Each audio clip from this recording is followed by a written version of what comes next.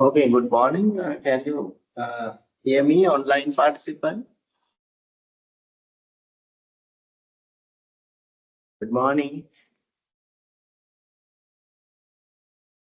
Okay, so Hello. Good morning, sir. Good yeah, morning, sir. We can hear you. We can hear you, sir. Thank you. have the PDF version, right? Okay. So in the right. Sorry. Okay. So thank you. Thank you very much. Okay, so we are going to start the session now. Now actually we are in the final topics. We have time. We have only one more thing, I think. And, I think we have to arrange extra one also. One lecture we have to postpone. Right. Can you remember now we are talking about this macroeconomic equilibrium, right? So we are now we identified this real and the monetary sector, no, basic variables. So real sector represent the consumption, investment, savings, and the monetary sector represent the money demand, money supply, right? So that that is the way that we are going to identify the overall economy. So in other words, we can explain the real sector. So this in aggregate terms, aggregate demand equal aggregate expenditure, right? AB equal E, right? So that comprises consumption, investment, government expenditure, and the net export. Right, that way we can identify, right? Right. So now we are going to identify these basic variables, right? So first one is the consumption, right? So that is very important, right? So in the progression of our discussion, right, mainly relate with the consumption function, right? So when we talk about the macroeconomic equilibrium in the Keynesian model, right? So one day, actually, the very first day we talk about the, you may remember when we talk about the evolution of economics. So we talk about some kind of schools of economics, right? So there we identified this Keynesian theory.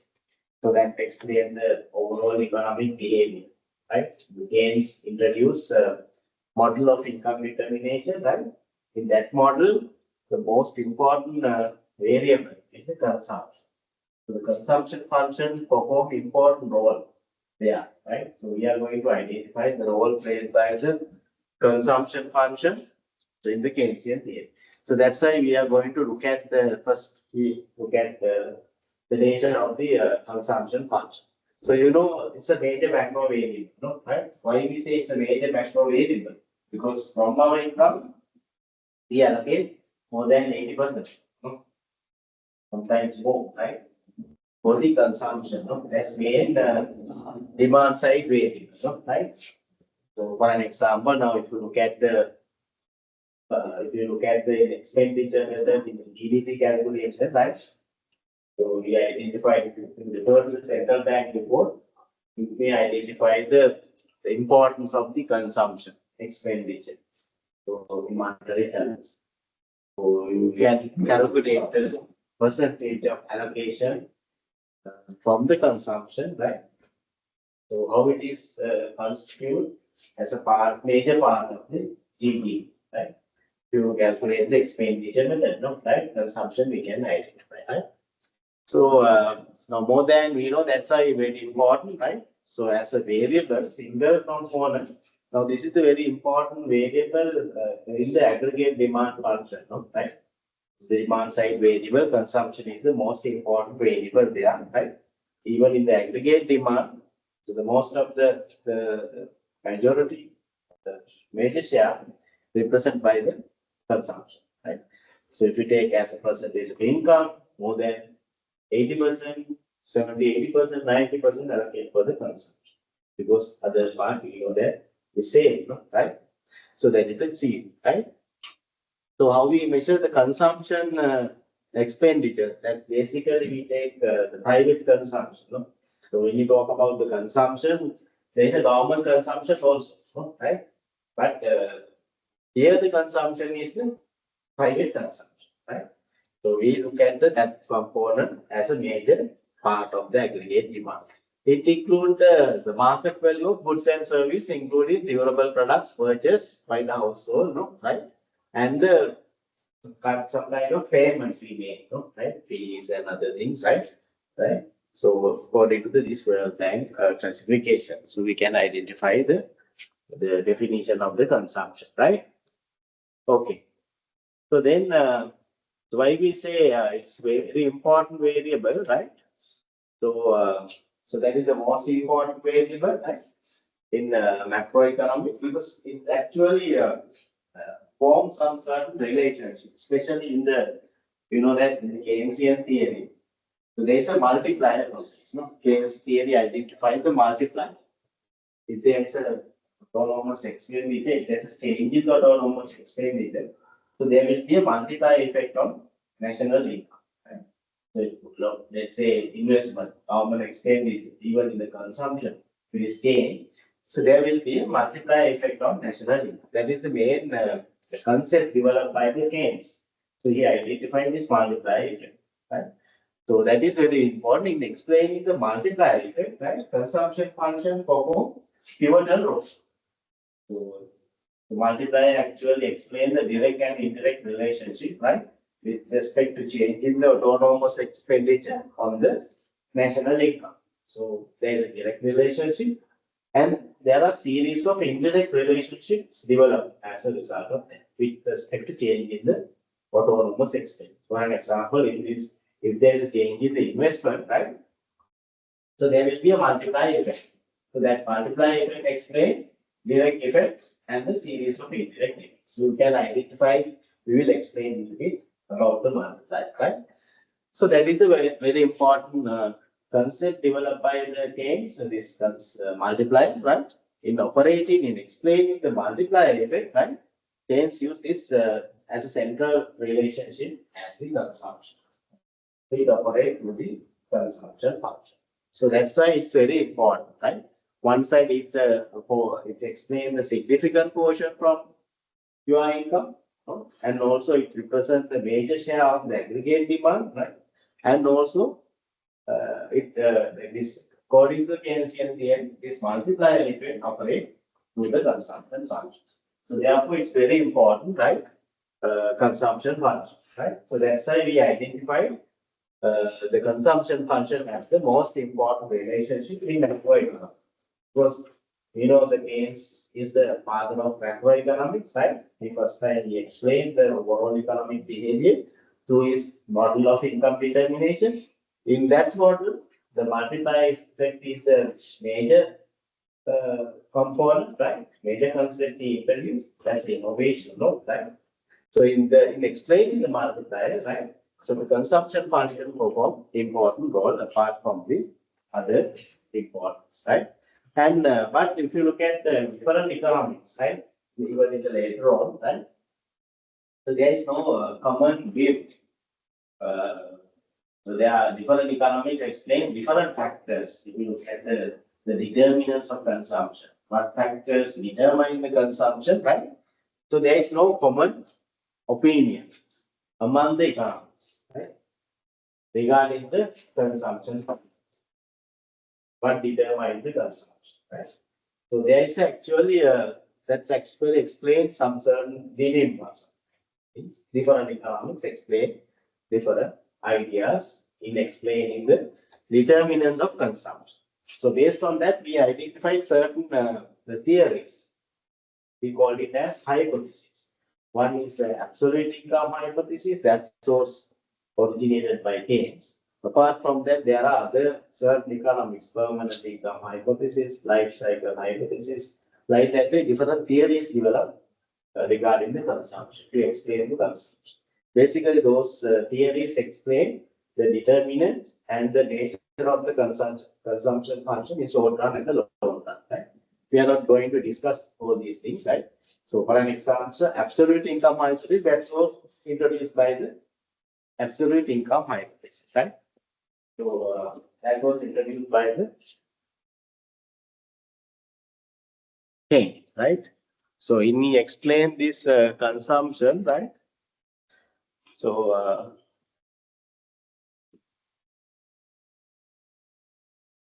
Okay, right? One is the, now regarding the consumption, right? There is no common definition or common opinion among the economists, right? So different economists develop different ideas. Those things explained as hypothesis, right? Or the, we can say it's a theories, theories, right? So those theories we can identify. The one is absolute income hypothesis. Absolute income, sorry, hypothesis, right? And the permanent income hypothesis. Permanent income hypothesis. And the life cycle hypothesis. Right? Life cycle hypothesis. Like that is different economics explain different ideas regarding the consumption and its determinants. Now the absolute income hypothesis introduced by the Keynes. Right? Keynes. So according to the Keynes, consumption, according to the absolute income hypothesis, consumption depends on the income, right? And the permanent income hypothesis developed by the Milton Friedman. You may heard, right? Famous economics, Milton Friedman. Friedman, right? So that actually explains the long-term income. People, long-term income, right? So there is some similarities, right? Regarding the determinants of long-term income, right? And life cycle hypothesis, because we are passing the different life cycle, no? Child, maturity, elder, like that way, and we are, our lifetime is going to be ended, so, right? You are starting from the child, no, right? When you are birth, no, right? You become then dependents, no, right? Your parents, you don't have any income, you depends on your parents. But when it comes to the maturity, no, you enter into the labor force, no, right? And you get income, right? No, right? You receive the income and you accumulate the income. That's explains some kind of wealth accumulation.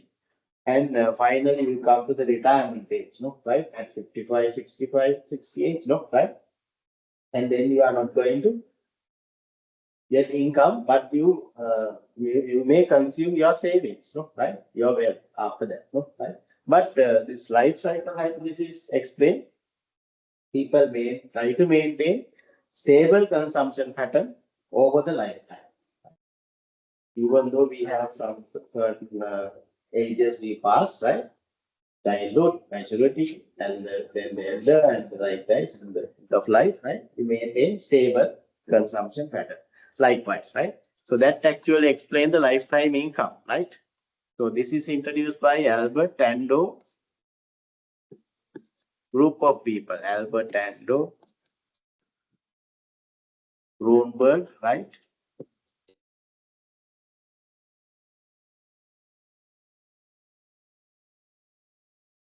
And Modigliani, right? Certain economics, right?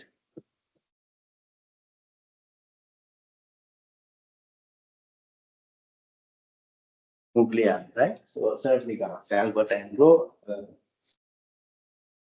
some other economics I cannot remember, right? Grunberg and Modigliani, right? So that actually they are those theories and the hypotheses explain different ideas regarding the determinant of consumption. So now we look at this absolute income hypothesis, right? Developed by Keynes. So according to the Keynes, consumption depends on the income, nominal income, right? Nominal income, right?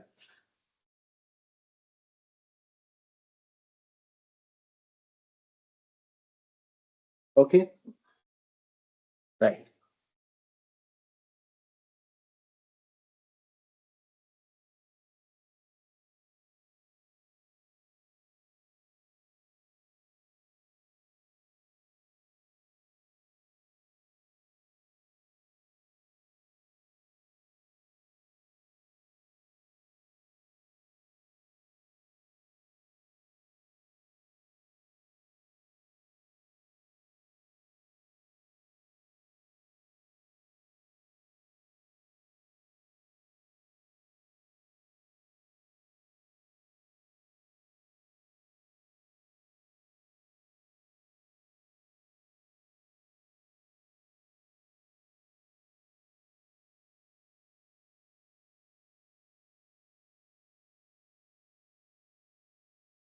Okay. So consumption. So therefore we can identify this consumption pusher, right? Kind of question is there, right, regarding the determinants of consumption, right? Since the different economics explain different ideas regarding the determinants of household income, right? So there actually basically we identified this absolute income hypothesis, right? It depends on the income, right? If there is a government sector, we know that we have to pay the taxes and subsidies will be income, right? So I just see that our consumption determined, right? So that means our consumption depends on with the government sector, disposable income. If there is simple economy without government, as we discussed in the last day, right? So that depends on the nominal income. There is a without government sector, if we assume, right? So now how this consumption function is determined by the Keynes in 1930s, no, right? So there is no big technology, right? So ascertaining the consumer's behavior, right? The large data sets, right?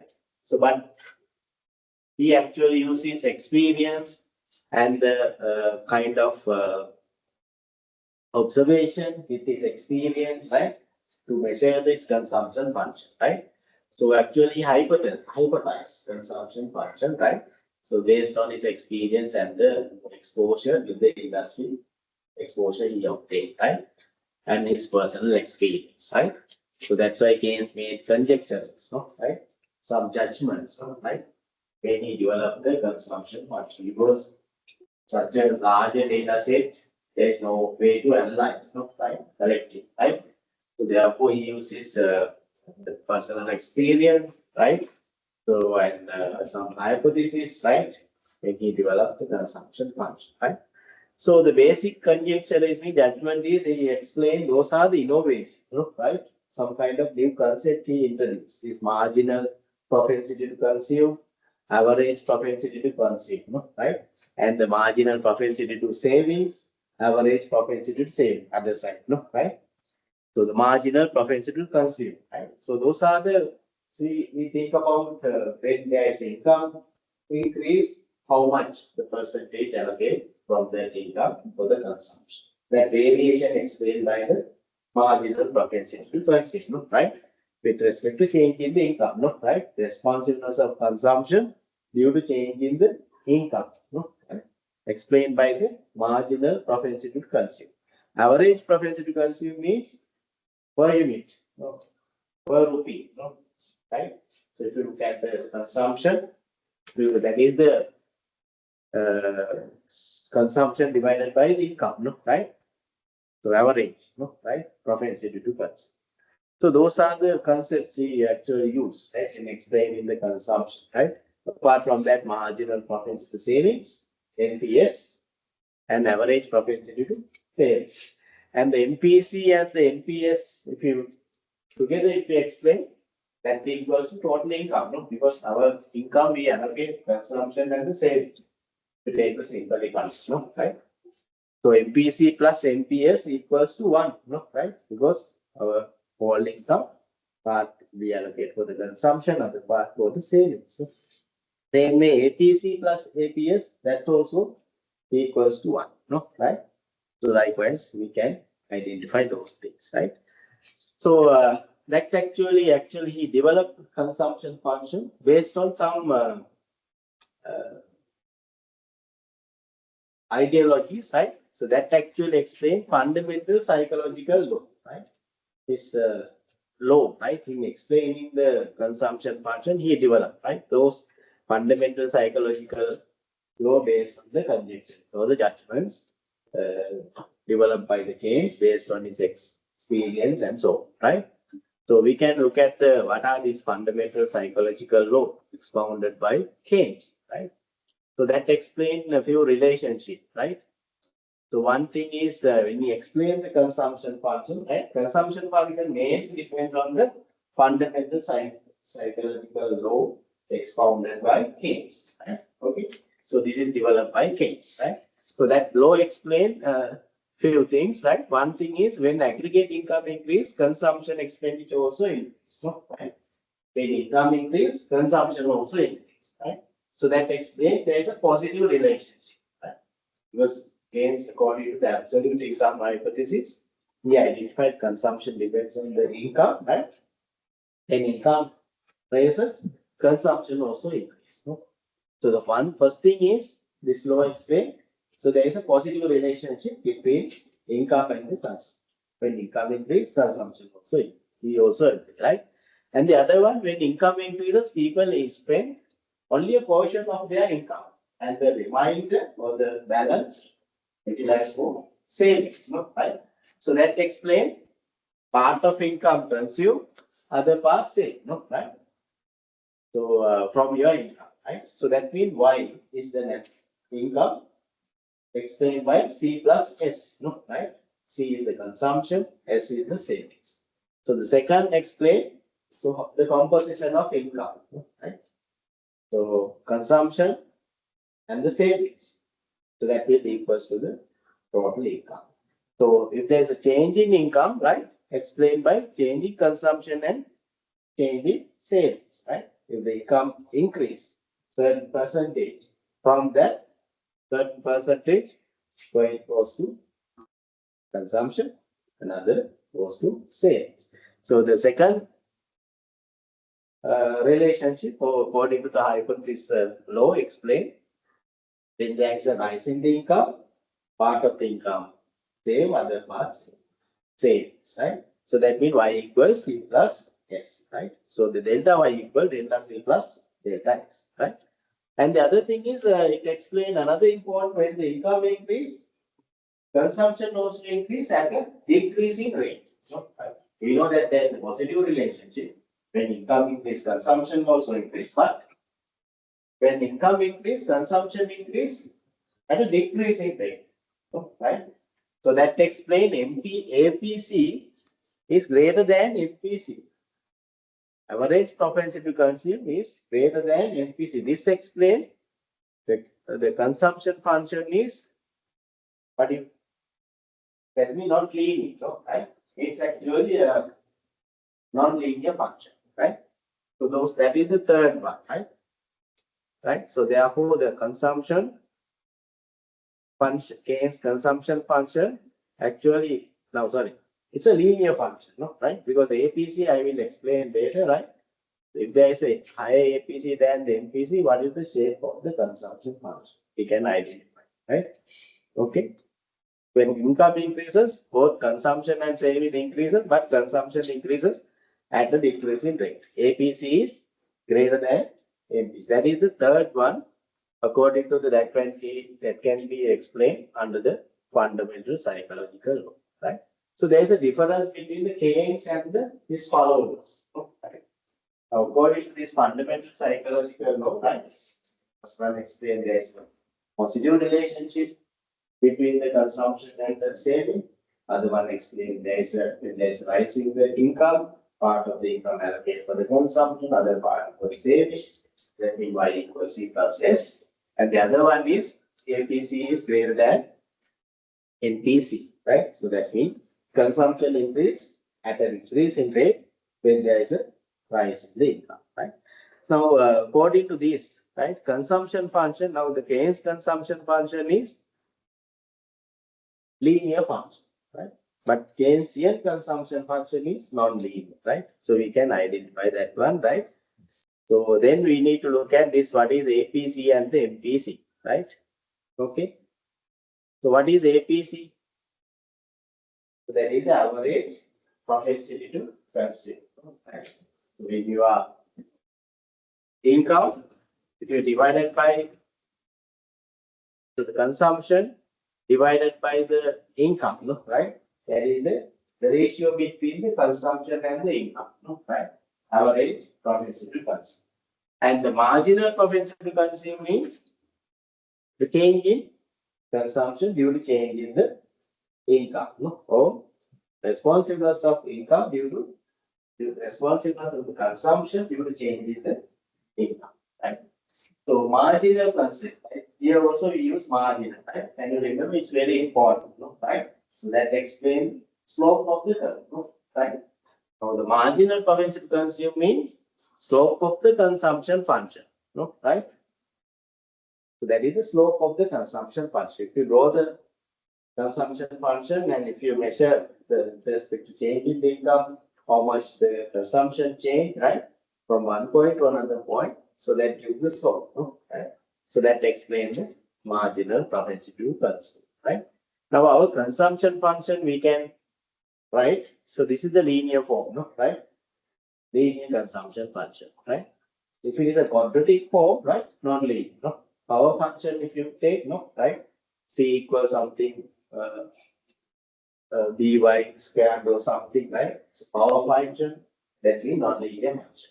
Now here y equal ms plus c, no? Right? This is the mx plus c, no? Right? So that is the linear form, no? Right? So c equal a plus dy. So this is our consumption function. So linear consumption function, change consumption function, right? Now the consumption depends on income, no? Right? If it is a simple economy, consumption depends on nominal income, no? C is a function of y. If there is a government sector, consumption depends on disposable income. C is a function of YD, no? YD we denoted as disposable income, right? So how we calculate the YD? Nominal income minus taxes, no? Right? Disposable income. So if there are subsidies, consumer subsidies, we need to adjust that one also, no? Right? Because that's a one-way flow from the government sector to household, right? If there are subsidies, we add subsidies to the income, no? Right? From that, we can decide how much we are going to consume, no? Right? Taxes going out, no? For the government. The remaining we use for the consumption, no? Right? So there is a disposable income. So YD means Y minus P plus, if there are subsidy, we denote it as R, we add R, no? Right? So the YD equal Y minus T plus R, no? R means the subsidies, T means the taxes, income tax, no? Right? But here with the government sector, no? Right? A plus B YD, right? A means what is A? A means that is autonomous consumption, right? A is the autonomous consumption. So the YD is the disposable income. So how do you calculate the YD? Y minus T plus R, right? And the D is the slope of the curve, right? Slope of this consumption function given as D, right? So that is the marginal propensity to consume. So the V is the marginal propensity to consume. When YD increase, how much consumption increase? No, explained by the V, no, right? So that is given by the slope of the consumption function. So the marginal propensity to consume, or V, is the responsiveness of consumption due to change in the income or disposable income.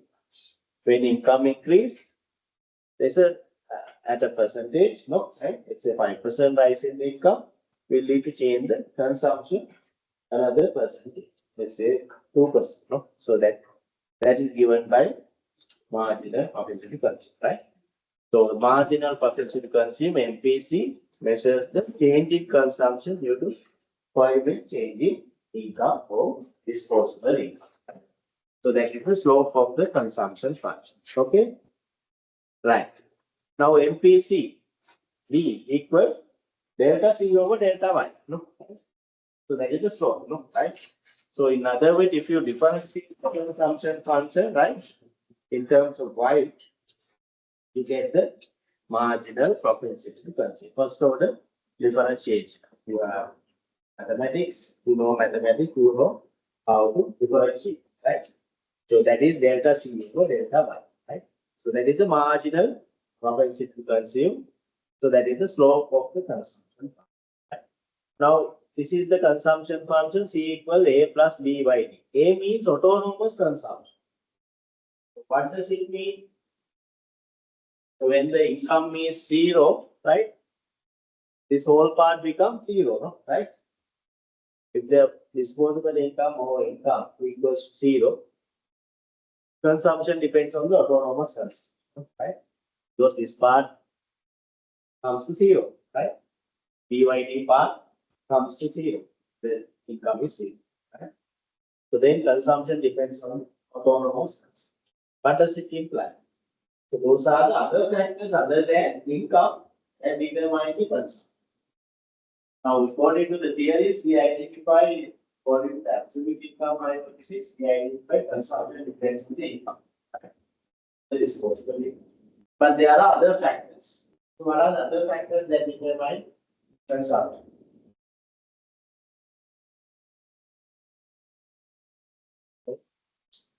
Investment. Can you see it? Investment, something, the saving we mobilize for investment.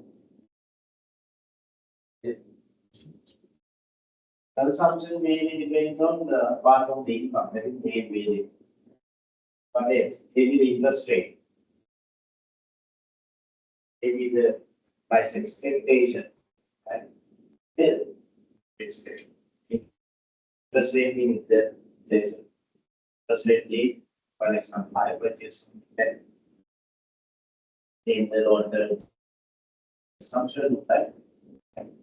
Price expectation, the government policy is compliant. Right? So there are some set of factors you can think about, right? So those are the other factors. So this autonomous consumption count all the other factors that determine consumption other than the income. Right? So that's why if income is zero, consumption depends on autonomous. There are influence from the other factors, no? Consumption. So that is the consumption, right? So the marginal propensity to consume is delta C over delta Y. Okay. Right. Now this is the consumption function, right? If you draw the consumption function, right? Now based on the absolute income hypothesis, right? So we know that, right? The consumption depends on the income, right? So we put here the y-axis consumption and the income, no, x-axis. To plot the consumption function that explains the relationship, how the consumption behave with the change in the income, right? It's upward sloping, no, right? According to the fundamental psychological, right? There's a positive relation. When income increase, consumption also increase, no, right? That's why we have the consumption function is upward slope, right? Starting from here, no, right? At the zero level income, there's a certain level of consumption, no? This area explains the autonomous consumption, no, right? So this is the A, no, right? This whole area represent other factors that determine the consumption when income is zero, no, right? And the change in consumption, right? Due to change in the income, dC over dy over di, right? Delta C over delta y, no, right? So the dC over di means we take the first order differentiation, right? So the dC delta C over delta y means marginal propensity to consume, right?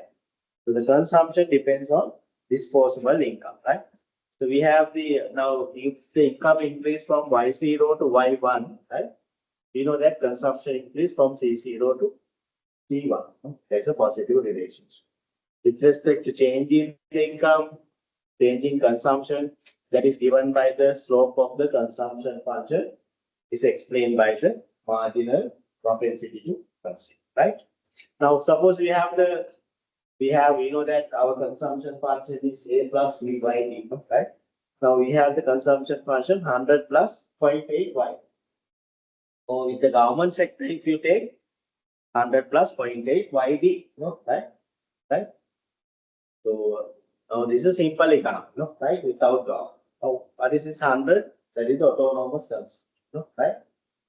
0.8 means marginal propensity to consume, right? That is the slope, no, right, of the consumption function. Okay. Now this is the form of the consumption function. So there are two ways. We will measure the consumption function to get different values, right? For this, what do you call this?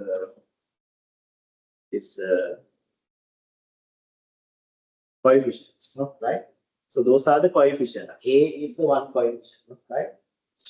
B is the another coefficient. So we need to find out values for that, right? When we estimate the consumption function, right? Now the A is 100, 0.8 is the marginal product difference. If you know those two, those coefficients, right, we can identify the consumption. Okay, right. Now, so moving to the average propensity to consume, right? APC is the ratio between the income and the consumption. C over Y, right? Average. So that is, we know that APC, right? According to the psychological law, fundamental psychological law, right? What happened when consumption, when income increase? What happened? When income increase, average propensity to consume decrease, no, right? APC decrease, right? So when income increase, household consumption, right? So that means we allocate smaller portion from our for the consumption. Right? If there is a nice income, we allocate larger portion for the savings. So that's why APC is higher than MPC, right? So that is the third relationship that we identified according to the fundamentals. When our income increase, smaller portion from our income, rise in the income, allocate for the consumption, right? So that explains APC is higher than MPC, right? So you can look at the relationship, right? APC and the MPC, right? This explains the relationship, right? APC is higher than MPC. Now this is our consumption function. C equal A plus BY, sorry, yeah. A plus, this should be plus, right? A plus B by D, right? Now APC means C over Y, no, right? Now you can rewrite the consumption function, right?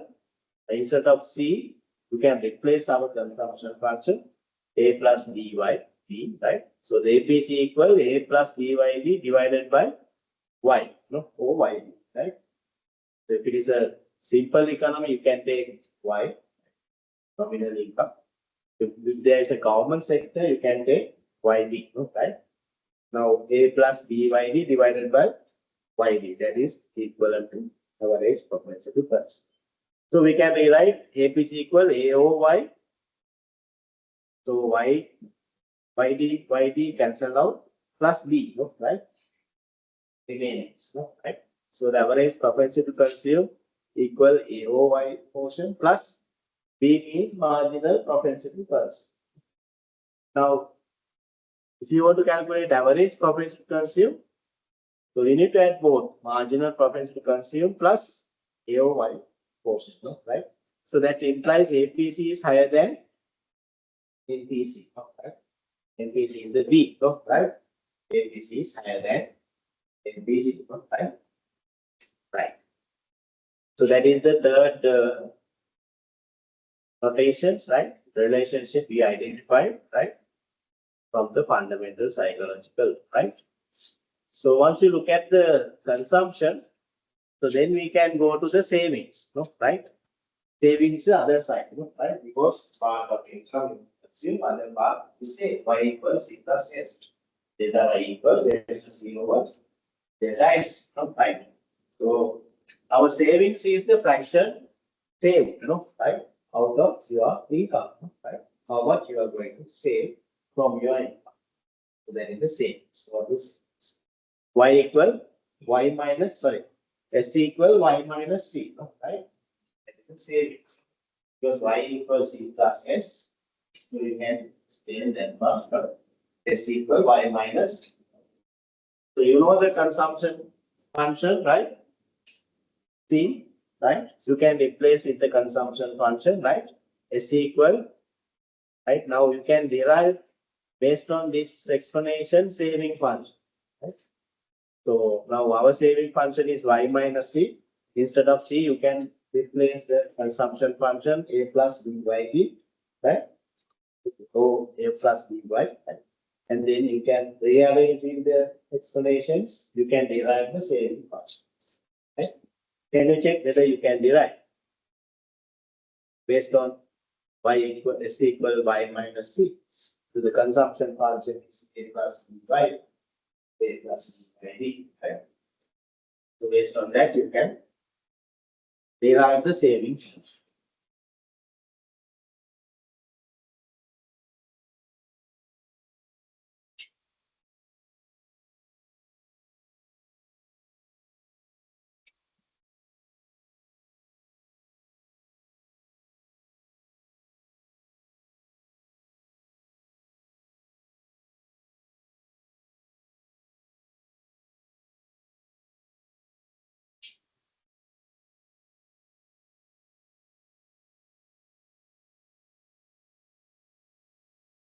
Okay.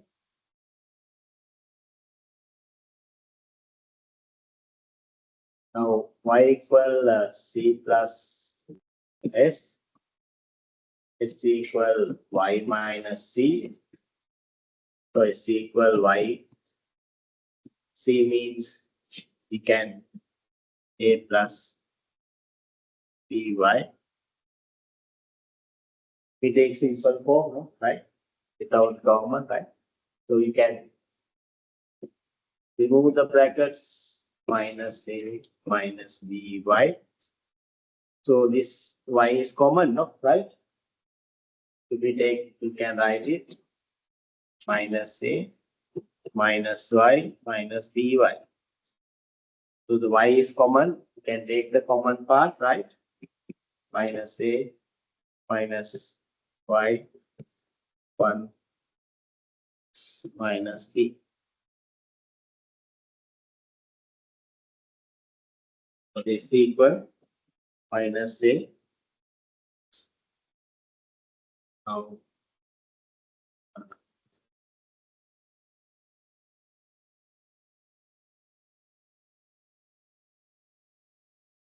so you can rearrange this minus. Now we take the let's say now example y minus v1, right? This is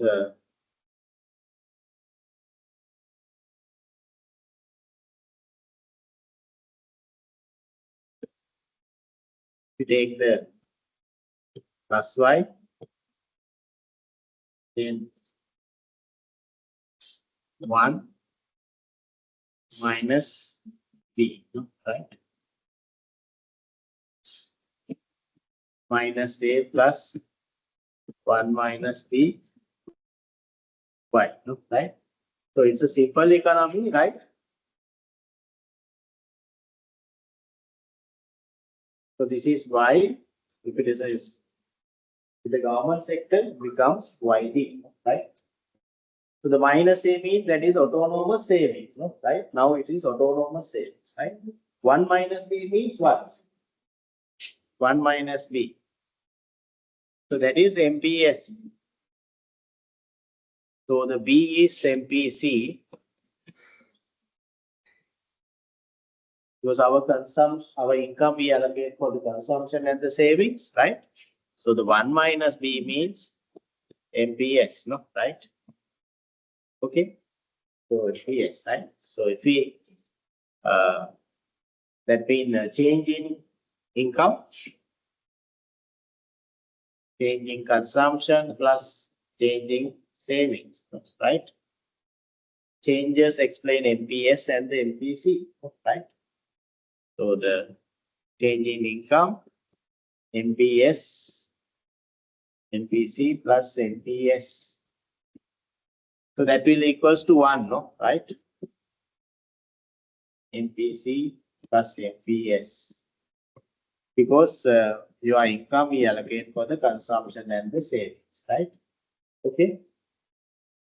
So 1 minus B means MPS, marginal propensity to consume. Y means the nominal income in the simple economy, right? So it becomes YD in the government sector, right? In the government sector. Minus A means autonomous savings, right? So when income increase, how much is the savings? Explained by the other factors that determine savings other than income, right? So the saving function S equal minus A plus 1 minus B, right? Right?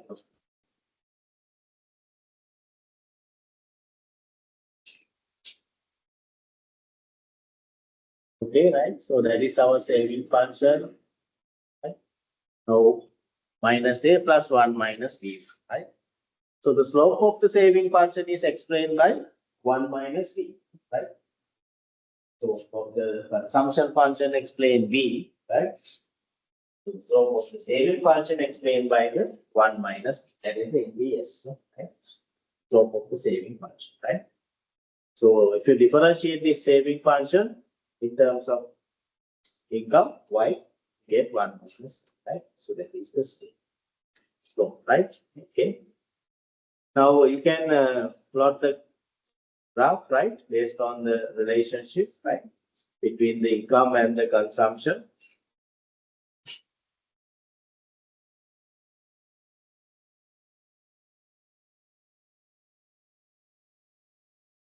Okay. So this is our saving function, right? So saving function start from here, the negative, minus a, right? Autonomous savings, right? Becomes positive at certain level of income, right? At the intersection point, this is x, y equals 0. Then there are the positive savings. Here, the negative savings. Here, positive savings, right? Upper part explain the positive savings at higher level of income, right? Initially, there is a negative savings, right? So this is x equal minus a plus 1 minus by, right? So that is the saving function, okay? So when savings also increase, sorry, income also increase, savings also increase, right? So we identified that, right? Now,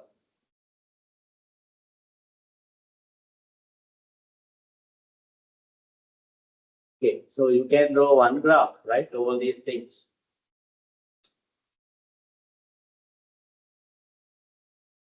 Can you draw in the one graph savings and the investments?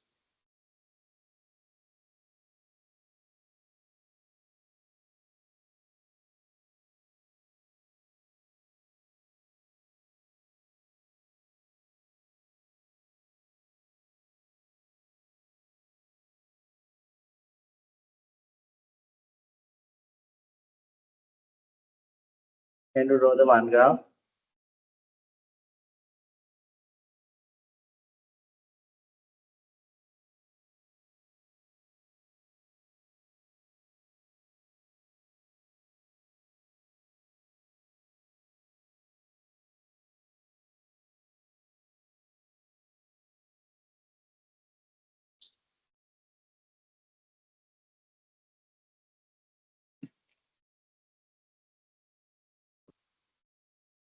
Now this is our consumption function, right?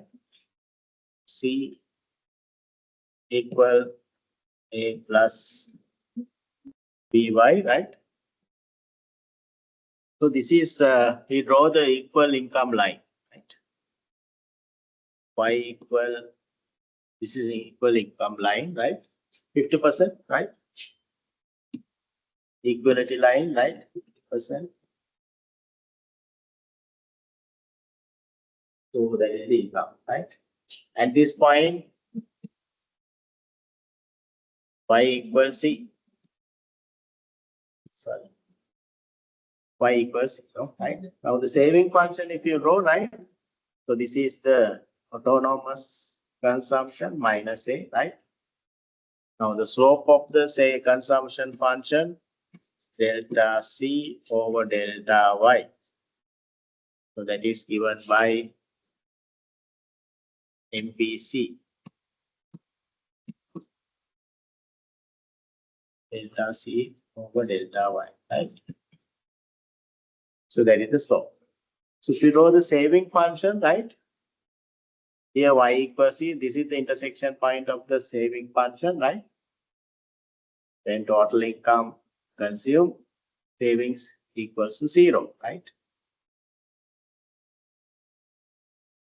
So this is saving function minus a plus 1 minus b y, right? So the slope explained by delta s over delta y. So that is the MPS, right? delta S over delta Y. Changing savings, you will be changing the consumption, sorry, income, right? Now, this is the positive savings. This is next, negative savings. This is positive savings, no? Here at this point, Y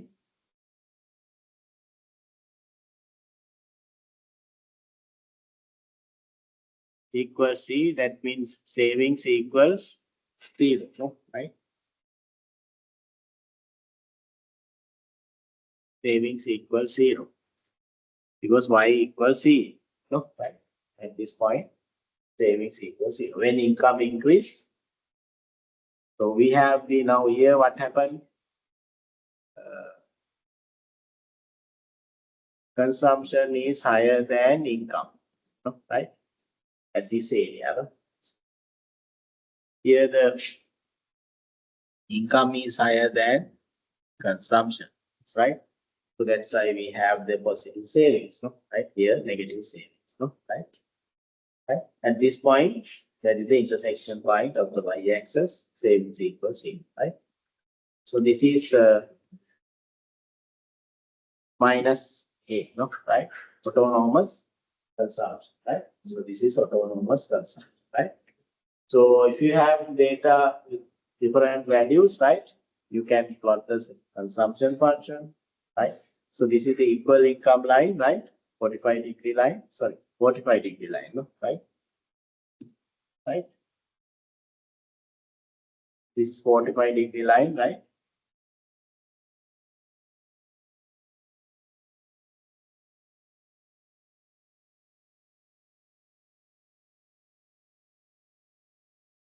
Equal income line, right? 45-degree line, right? This is our consumption function, saving function, right? You can row the, we have the values, no? Right? Yeah, different income levels, can for the different consumptions, right? And savings as well, right? Then you can see the relationship, right? Okay. Right. Now, okay. So then we have the another two concepts, no? Average, how we discuss marginal profit frequency, that is the slope of the consumption function. Average propensity currency, that is the ratio between consumption. Right? Right. Other side, another two concepts introduced, right, by the Keynes, right? So that is average propensity to savings and the marginal propensity to savings, right? So the marginal propensity to savings is the slope of the saving function as we discussed, no? Right? Changing savings, you will change your income, right? And the average propensity to savings means ratio between savings and income, right? So APS is higher than AP MPS. That relationship also we can identify, right? Because APC is greater than MPC, no? Right? Right?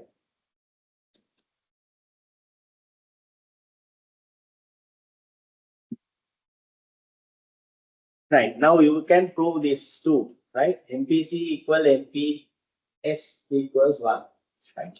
So the MPC is B, MPS means 1 minus B. So that B to B cancel out, finally it equals to 1.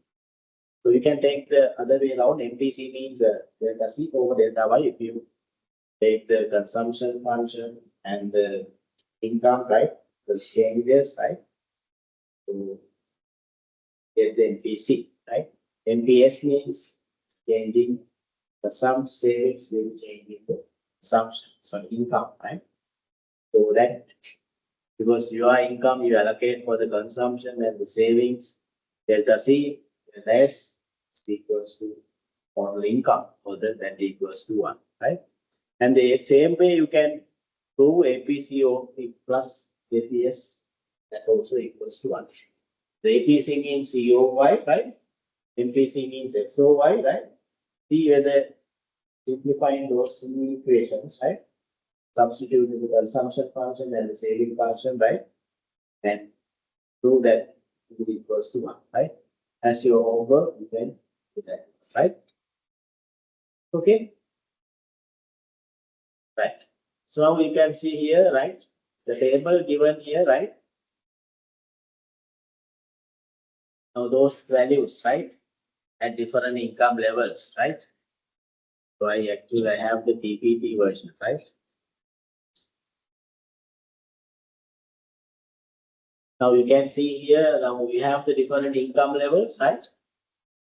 So we have given consumption and the savings, right? If you know the consumption, all this table, you can fill it out, right? So suppose we have the income level 100, 120, 20, 30, 40 like that. The consumption is 80, 87, 92, 95, 97. Others are there, right? So because you can fill the savings, right? Because y equals e plus s balance, right? 100 minus 80 like that, 20. You can fill it. So then APC you can derive, right? You can calculate average propensity C divided by Y, right? Average propensity at different income levels you can calculate. MPC is the change in consumption due to change in income, right?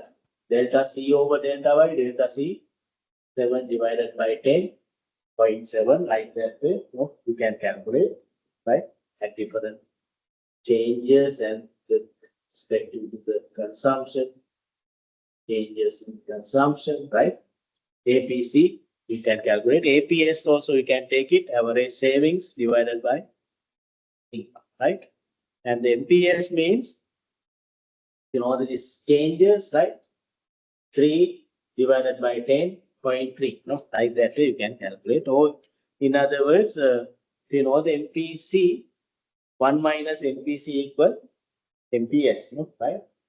Right? You can calculate that one, right? Now you can see the relationship, right? APC is higher than MPC, right? APC is higher than MPC, right? So if you calculate APC and APS, that will equals to 1, right? So 0.8, 0.2, that also equals to 1. MPC plus MPS, that also equals to 1, right? So these things are cancelled, right? So we can calculate all these figures, okay? Right? Right. Then now this is the relationship we derive, right? We discuss, right? Between the consumption, savings, the respective change in income, right? So and that's it, right? Now the position of the consumption function. Normally we draw the consumption function this way, right? This way, right? So there is the normal consumption function, right? There is a positive A, right? And it's upward sloping, right? Normally, normal consumption function is this, normal saving function is like this, right? But that depends, right? Position, the shape of the consumption function, right? So especially the position where it goes, right? Depends on the relationship between the APC and the MPC, right? Now you can see, right? An example, right? Now this is this relationship we derived, right? APC is AOY plus B. APC is higher than MPC, right? Now, depending on the value for this AOY, right? The position of the consumption function can be varied, right? It can be either starting from positive way, negative way, or goes to the origin, right? So there are different consumption function depends on this relationship, right? Now, suppose if A is greater than 0. So that means A greater than 0 means what? A is positive. If A is positive, right? Positive divided by income, right? You get some value, right? Plus MPC equals to APC, right? So that means, as we derived earlier, APC is higher than MPC. If A is positive means here, right? So then APC is greater than MPC. So this is the normal consumption function as we discussed earlier according to the fundamental psychological law, right? Consumption function start from positively, right? With the interception. And we know that their APC is greater than MPC, right? If the APC is greater than MPC, we have the normal consumption function, right? Now suppose A is negative. What happens? A is negative. A is less than 0. If this is negative, this whole part become negative. No? AOY become negative. Then negative plus B means this part decrease, no? Right? Right side decline. So that means APC is now less than MPC, right? So if A is negative, APC is less than MPC. So that means consumption function like this in the red line, right? Starting from the like saving function, right? Because it's autonomous consumption negative minus, right? So consumption function like this, right? If it is like this in the red line, APC is less than MPC. That means MPC is higher than APC, right? Suppose A is equal 0, autonomous consumption equals to 0. This becomes 0. 0 divided by 0. 0 divided by 0 divided by y means 0, right? Then APC equal MPC, right? So that means if A is 0, APC equal MPC. That means consumption function goes through the origin, right? If you have the consumption function like this in the blue line, if it is going through the origin, there we can identify average propensity to consume equal marginal propensity. So depend on this A, right? Or A or Y nature, right? The position of the consumption function can be changed, right? Okay. It can be positive, normal consumption function. If it is negative, the red line, APC is less than MPC. If it is going through the origin, APC is equal to MPC, right? Same thing we can apply for the saving function as well, right? We can see the position of the saving function as well, right? Because APS, we know that SOY, right? Minus AOY plus MPS, right? The relationship, depending on the value of A, right? Can be positive, negative, or zero, right?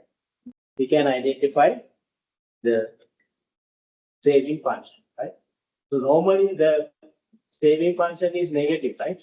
So autonomous saving is negative, right?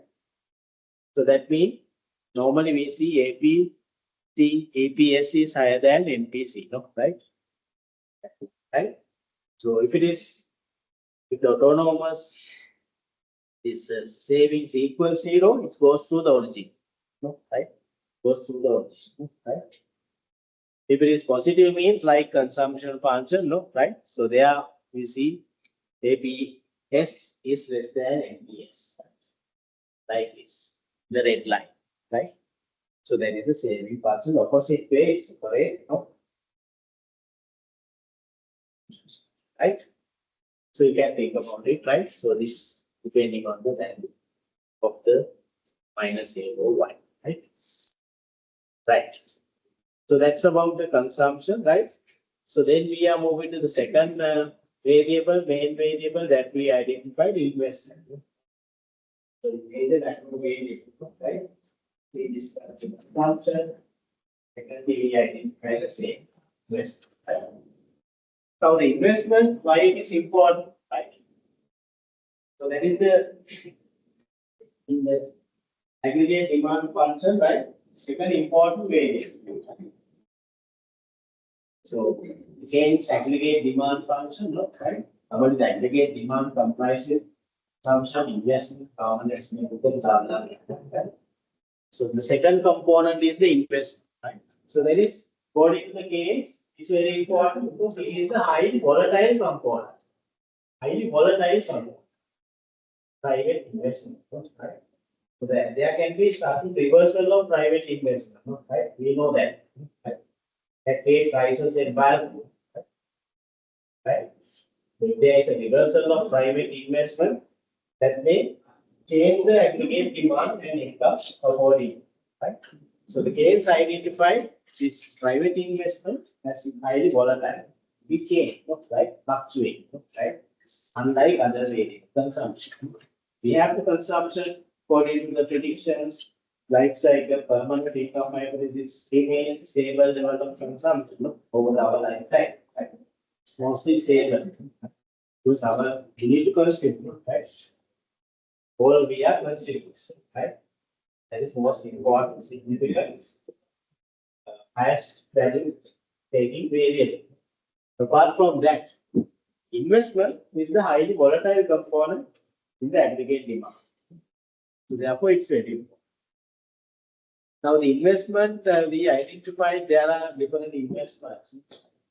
Now, the business investments, residential construction, so, right? And the changing the inventories, right? So that also we identify. But here we are going to look at in our analysis business investment, private business investment. Right? So that is the mostly important way, right? Yeah, okay.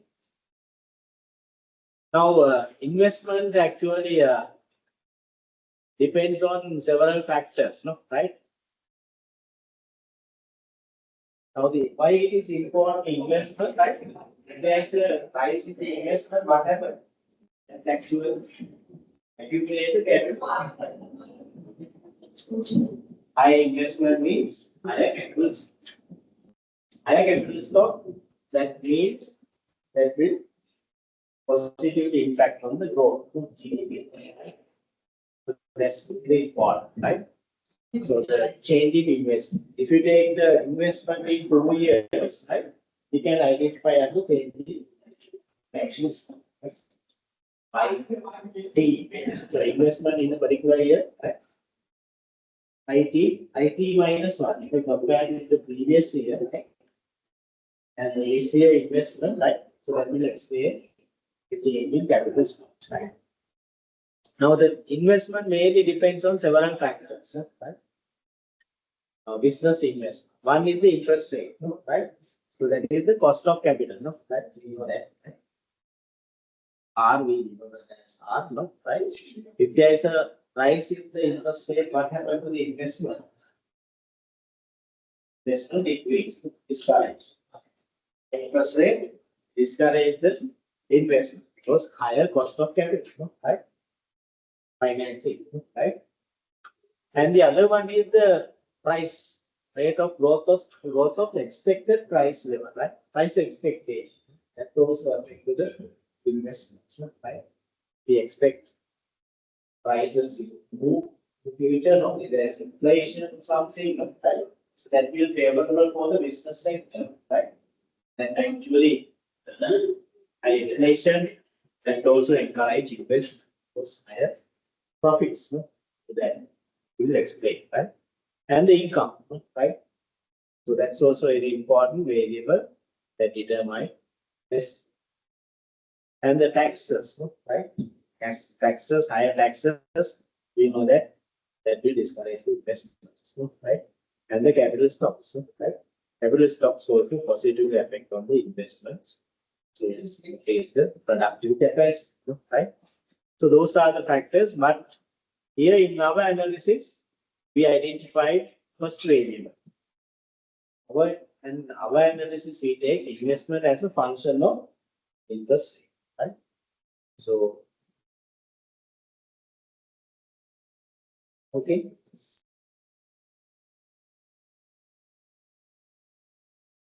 Okay, right? Now, if we take the investment function, right? So we assume investments depends on as a function of interest rate. No? It's negatively related. No? Higher interest rate means lower investment. No? Right? Higher cost of capital. No? Actually, that will, if there is higher cost of capital, that will, according to the projects, no, you know that fewer projects will be viable, no? Right? Since there is a higher cost of capital, no? Right? So that means if you take the interest rate here and the investments here, right? Investment depends on the interest rate. So our investment function is negatively slope, right? Higher interest rate, lower investment. So lower interest rate means higher investment.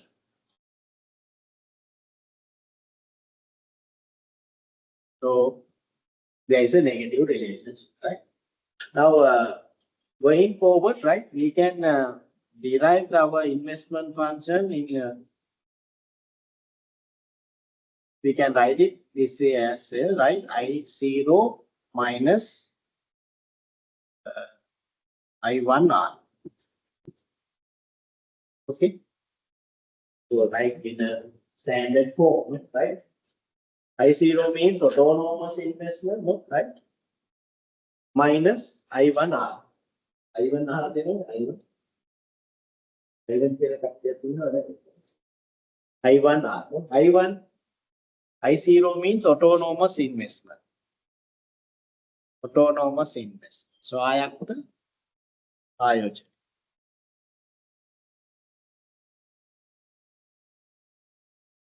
autonomous investment, right? I1. What is this? I1.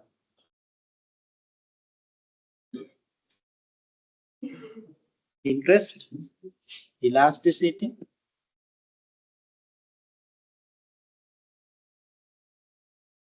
of investments. Interest elasticity of investment.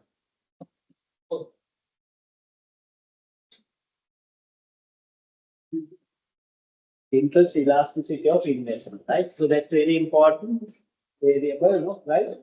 Now, how, with respect to change in the interest rate, how far the investment is respond, no? Right? This is explained by interest elasticity of investment. In other words, responsiveness of investment due to change in the interest rate, no? Right? Sometimes, even though the interest rate increase, no, right? Investment will not react. No? Private investors are not reacting, right? There's a lower interest elasticity. Sometimes there's a high interest elasticity. Smaller change in interest rate will lead to change the investment significantly, right? So if there's a high interest elasticity, can be high interest elasticity, low interest elasticity, right? Right? Now, in other words, I1 is what is it? So that is the interest elasticity of investment. That is the slope of the investment function, right? So this is the slope of the investment function, right? Whether we have a steeper investment curve, flatter investment curve, right? Depends on I1, right? So now if we have, let's say we have the steeper investment curve. This is steeper investment, right? Now, if they, even though the investment decrease from I1 to R1 to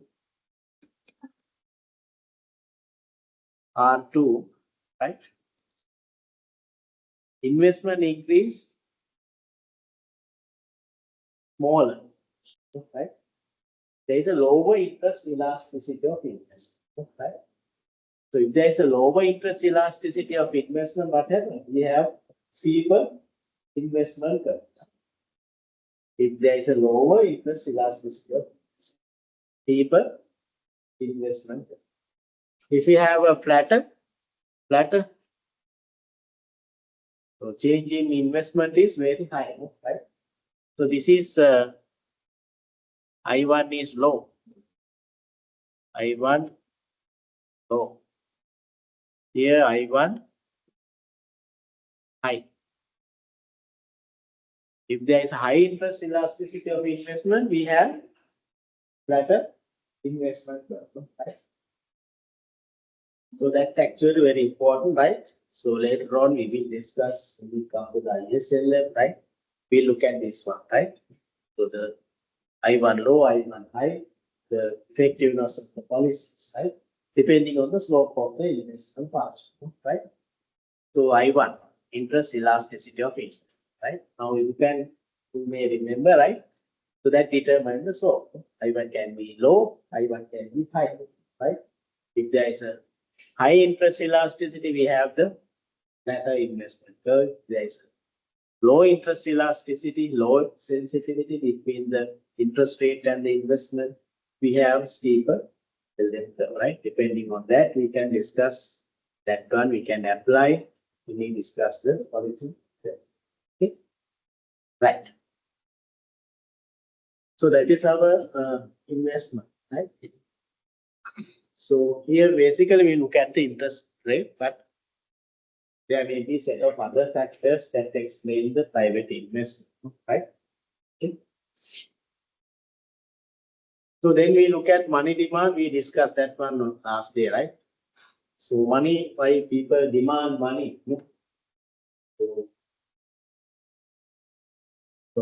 why people would like to keep money in their hand in spendable form? There is the money demand, right? So depend on transaction, precautionary, speculative mode. Transaction, precautionary depends on the income, right? Speculative motive depends on income and the interest rate.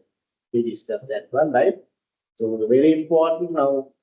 Here actually the according to the Keynes point of view, right?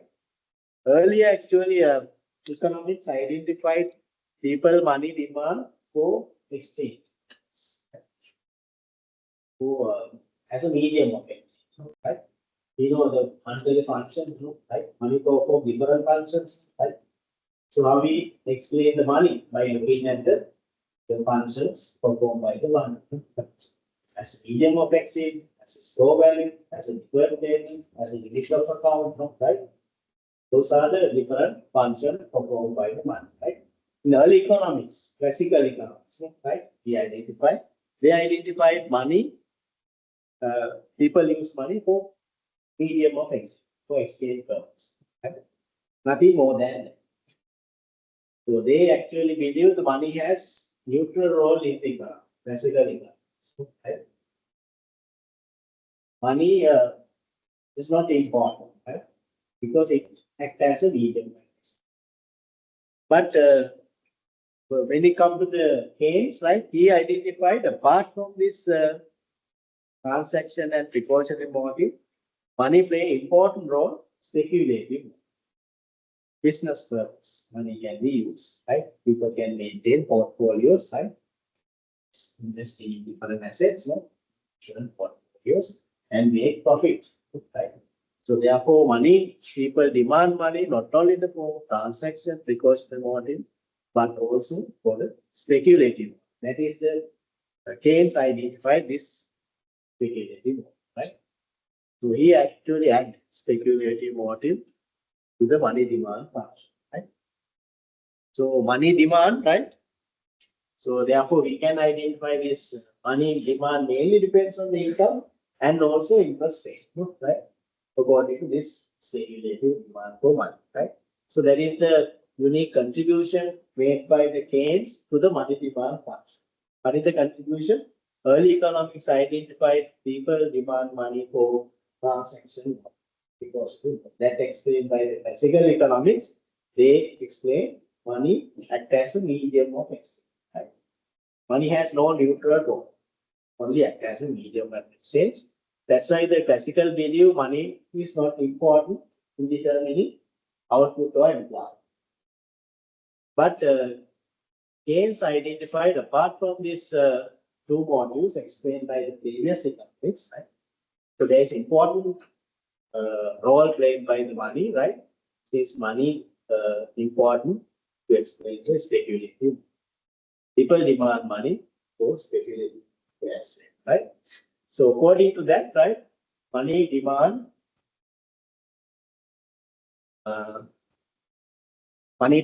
right, is a function of income and the interest rate. Money demand depends on the income and the interest rate, right? Based on that, we can identify the money demand function, right, in complete money demand function C naught plus C1y minus C2r, right? So that is the money demand function that we are going to use, right? So there, all things, there is an intersection point. This is autonomous money demand. C naught means autonomous money demand. Autonomous money demand. That is, again, swayakta mudal, right? Autonomous money demand C naught. What is C1 and C2? So C naught, C1, C2, those are the coefficients. Right?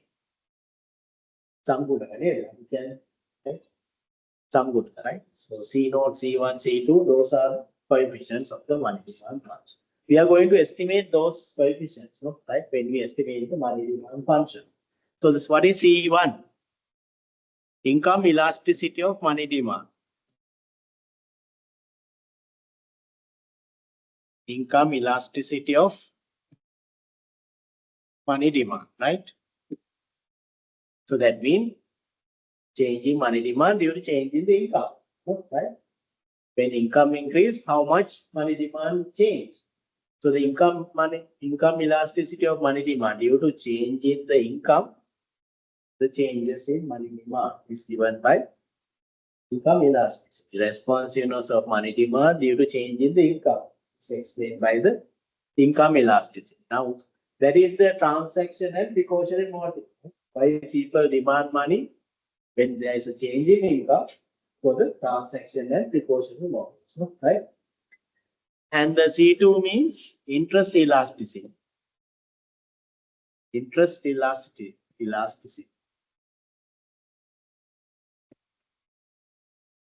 Interest elasticity of money demand, right? මුදලේ පොලි ඉල්ලුම් නම්‍යතා. ඉතින් කියන්නේ මුදලේ ආදායම ඉල්ලුම් නම්‍යතා. Income elasticity of money demand. C2 means මුදලේ පොලි ඉල්ලුම් නම්‍යතා. Interest elasticity of money demand. Change in money demand due to change in the interest rate.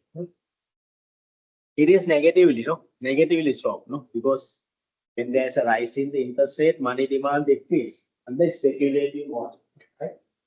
So that explains the speculative mode, right? So taking the transaction precautionary and the speculative motive, we can identify the new form of money demand function C0 plus C1y minus C2r, right? So the income elasticity, interest elasticity of money demand, right? Now, actually this actually measures C1, C2 measures the scope of the money demand function, right? C1 can be high or C2 can be high, C2 can be low, C1 can be low, right? Depending on that scope of the money demand change. When we implement the policies, accordingly the effectiveness of the policies also change. We are going to talk those things later, right? That's why we are basic life going very fast. Because we have very limited time, right? Okay, right? Right, that is the money demand, right? So we identified the money demand, right? Depend on the income and the interest rate. Money supply, you know that is the total money stock in the economy, right? So held by the public, right? Money with the public, not the money with the central bank, right? Under the money supply, right? So the monetary aggregates, right? We use to measure the money supply, right? M1, M2, M2B, M4 like that, right? So that is very important. Money supply is the important monetary policy variable, right? So that is very important, right? Because central bank control the money supply, no? Under its monetary policy, right? So what are the monetary aggregates? So M1 narrow money, M2 is the broad money, M2B is the consolidated broad money, M4 is the broader money supply, right? So we have the currency and the demand deposit held by the public form the M1, no? Narrow money. If we had the saving time and saving deposit held by the public in domestic banking unit, that form the M2, no, right? With these two, no, right? M2B means we add another time and saving deposit held by the public in the foreign currency banking unit. So 50% of it, right? So M2B, right? M4 mean apart from that, we take the time and saving deposit in the licensed commercial banks and also finance companies, right? M2B plus those two, right? Form the M, right? So that actually form the total money stock figure, right? We need to measure the total money stock, right? In the economy, that's very important, right? So that is the task given to the central bank under the monetary law act, right? To change the, to control this total money stock, right? So we have to achieve the central bank objectives, right? And the financial system, right? Okay. So central bank use appropriate monetary policy according to the liquidity or the total money stock available in the market, right? Either expansionary or contractionary monetary policy, right? So that will look at, right? Okay. Is it okay? Is it clear?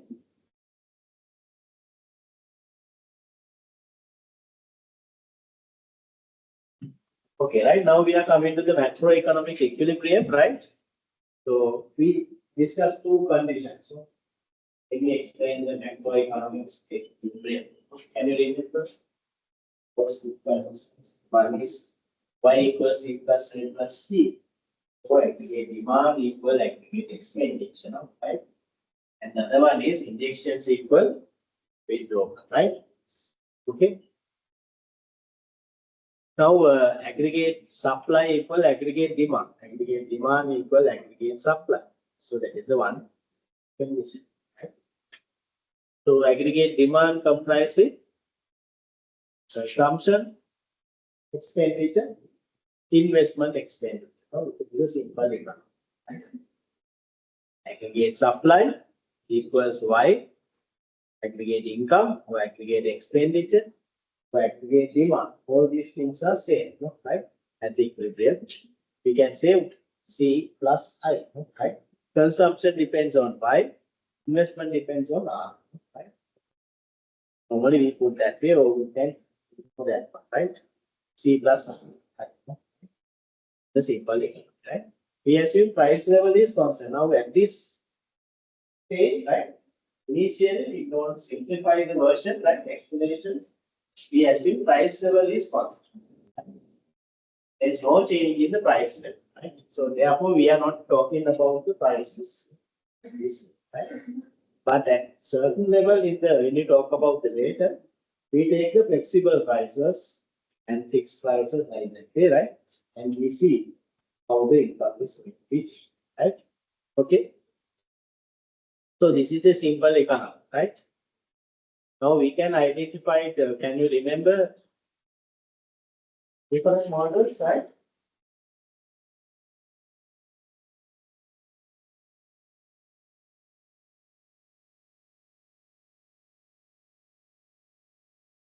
So different models we identified simple model, two-sector model, and then this sector model. Then we identified the three-sector model, right?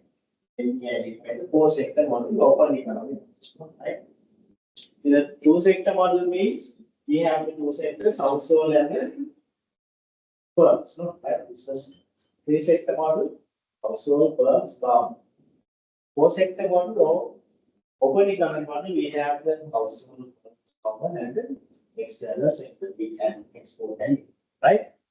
Now this, if you take the simple economy first, right? The simple economy, right?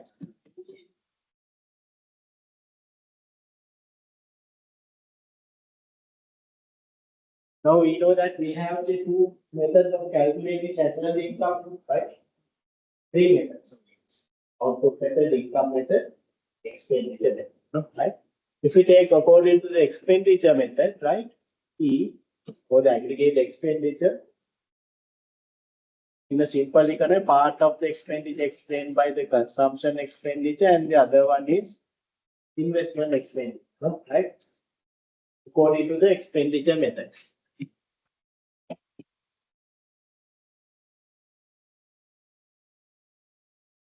According to the income method, Y equal C plus S. Part of the income is consumed, other part saved, no? Right? So this is the income method, right? Now we know that at the equilibrium, E equal Y, no? Right? At the equilibrium, condition is Y equal E, aggregate demand. So we can add C plus I equal C plus S, no? Right? We cancel out I equal S, no? Right? In the simple economy, where there are household and the firms, no? Right? We identify I equal S. Investment equals savings, no? So that is the equilibrium at the equilibrium. No? Right? I equal S. In other words, this I is the investment, that is the injection, no? Right? Injection. S is the withdrawal, no? Right? From the model. Right? Injection is equal withdrawal, right? And the other one is E equals Y, right? So aggregate demand equal, aggregate expenditure equal, right? So those are the conditions, right? The simple economy, we can identify I equal S and Y equal C plus S, no, right? So we can take Y equal C plus I, right? So we can write it, okay? When it comes to the three sector, government sector, with the government expenditure, how we explain in the three sector model? Three sector model with the government. Expenditure means part of the expenditure explained by the consumption expenditure, investment expenditure, government expenditure. Why income method? Consumption, savings, and the part of income as paid as taxes. No? Right? According to the income method. Right? So same way E equal Y equal AD aggregate demand, right? So we can write C plus I plus G equals C plus S plus D. So finally I plus G equal S plus D, no? Right? So I plus G means the injections, no? Right? So this is the injections which has a positive effect on income. S plus D, those are the withdrawals, no? From the model. It has a negative impact on income, right? So injections equal withdrawal. Y equal C plus I plus T. No? Aggregate demand equal equal H, right? So that is a T sector model. If it is an open economy, four sector model, what happens? E equals C plus I plus D. Expenditure means what? Imports we add, no, right? Sorry, expenditure on exports, right? And income method means part of the income we allocate for the consumption, saving, taxes, and for imports, no, right? C plus S plus D plus M, right? In an open economy model. Same way you can take I plus G plus X, I plus C plus, sorry, I plus D plus X equal S plus D plus M, no? In an open economy, injections at the withdrawals, right? Y equals C plus I plus D, X minus M, that means aggregate demand, or aggregate. Like that way we can identify this macroeconomic equilibrium. Depending on the economics model, right? It's vary from the simple one to the open economy, right? Injections and the withdrawal, right? So we can identify the relationship between the major macro variables, right? At the equilibrium point, right? Investments equal savings, investment government expenditure equals savings plus tax, investment government expenditure exports equals savings tax plus imports, like that. The relationship we can identify when we discuss the equilibrium situation, right? So, right? Okay, right? Now, this is the one, right, at the equilibrium, right, with the government sector, no, right? With the government sector that we discussed. C plus S plus P, expenditure means C plus I plus G, Y equal E, and finally we can come I plus G equal S plus T, right? So, open economy, we can take the ground, we can add all these things, right? And export and import, we add to our model, right?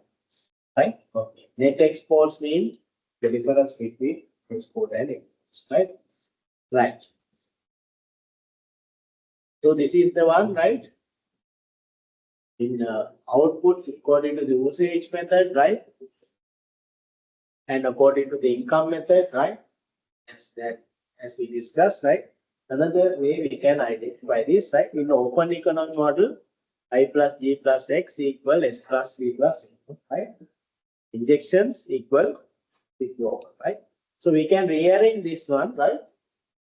I is the private investment, G is the government expenditure, X means the exports, S means the savings, T means the tax, M is the income. So we can rearrange this. I we take that's a private investment, savings, that is S, no, right? Now we take together this taxes and the government expenditure, no, that is the budget, no, right? T minus D, we take the together, no, right? Okay. And the export and the imports, external sector together, right? So I equal S plus T minus D plus X minus N, right? What does it explain? Investment equal, this is the savings, domestic savings. T minus T means what is it? It's a government savings. X minus N means foreign savings. All these are the savings, no, right? In full notation, I equal S, no, right? So savings, we can take the domestic savings, government savings, for the private savings, government savings, and the foreign savings. So that equals to the investment, right? So we can take I equal S, right? Injections equals to withdrawal, right? At the equilibrium point, investments, private investments equals, so this is the total investments, right? Savings, private savings, government savings plus foreign savings, right? Okay. Right. And injections, we discussed this one, no? What are the injections and the withdrawal, right? Okay. We are not going to talk, right? Injections, those are withdrawals. It has positive impact on income. If there's rise in the injections, it always on the income level, right? Withdrawals, those are the outflows from the model, which has a negative impact on national income. So we can identify different variables which explain in the model, right? As injections and the withdrawal. Investments, government expenditure, exports are the injections. Savings, taxes, imports are the withdrawals. Okay. So at the equilibrium, injections equals to the withdrawal, no? Right? So that is the macroeconomic. Right? Now, determination of equilibrium income, right? So you know this, right? Very simple, right? No? Now we are going to explain the equilibrium based on the equations of that and graphical and tabular form also. Like we discussed in the demand, right? Can explain using equation, schedule, using graph. We can identify. Now, in the simple economy, we start our discussion from the simple economy. how the equilibrium income is determined. We know the two conditions: injections equal withdrawal, aggregate demand equal aggregate expenditure equal income. No? Y equal E. So what are the injection in the simple economy? Private investments and the savings. No? Right? I equal S. No? Investments equal same. Brand investment equals savings. And the Y equals E plus I. So that explain the aggregate demand equal Y, no? Right? Aggregate demand equal E, no? Right? So Y equals E plus I, right? So if you rearrange that one, this is the equilibrium equation that we derive, no? Y equal 1 over 1 minus C1 plus C naught plus I, right? Here I have used different notations, right? Instead of B, right?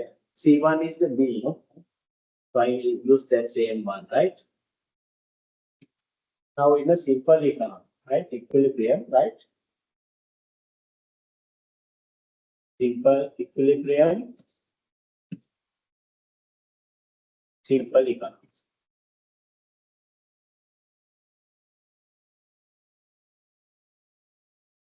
Right now our income is Y equals C plus I, right?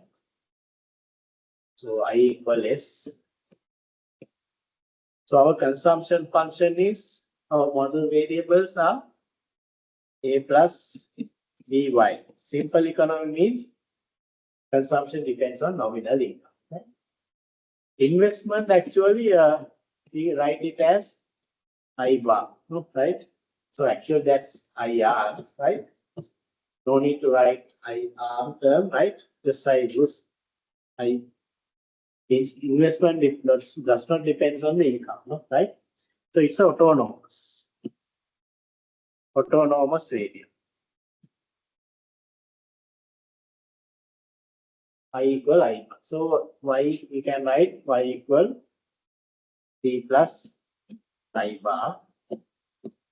So Y equal C means A plus BY plus I, no, right? I bar, right? So we take Y because we are going to derive the equilibrium into this side. Y minus BY equal A plus I bar. So this right hand side variable, all are autonomous expenditure. Right hand side variable, all are autonomous expenditure. So I have to which are Y is common, Y equal 1 minus B. These are autonomous expenditure, A, right? So Y equilibrium income 1 over 1 minus B into A plus I. A plus I, right? So that is the equilibrium income equation, right? With respect to change in the, so these are the autonomous expenditure, right? Now you can see A and I bar, those are the autonomous expenditure. Now here you can see 1 over 1 minus B. What is it? So that is the multiplier, right? K is here multiplier, K. We denoted as K, right? So the multiplier. Autonomous expenditure multiplier, right? K. So that is the autonomous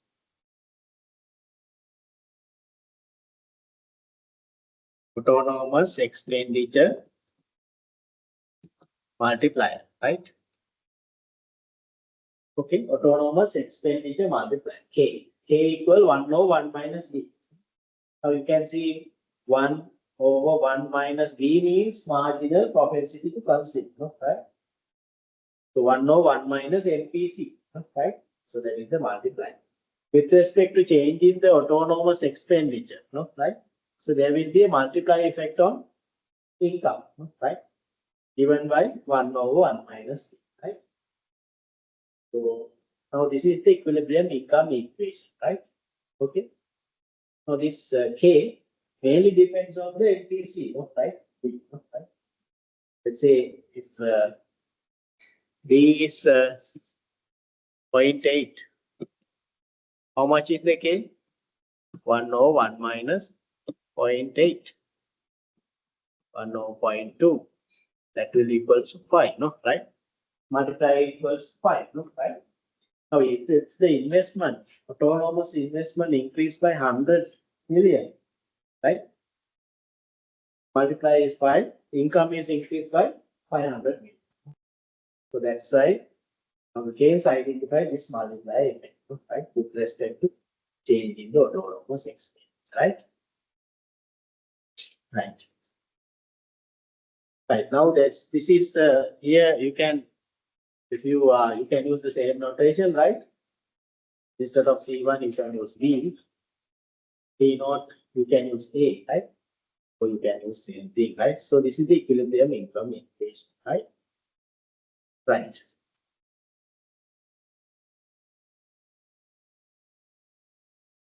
Now, how we explain graphically?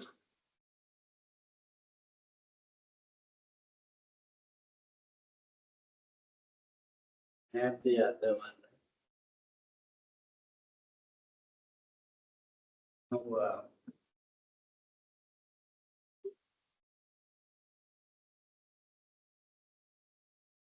how we explain the graphically, right?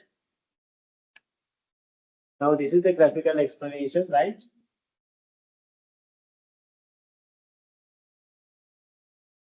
First, we draw the equal equilibrium line, right? 45-degree line. Y. These are the aggregate expenditure.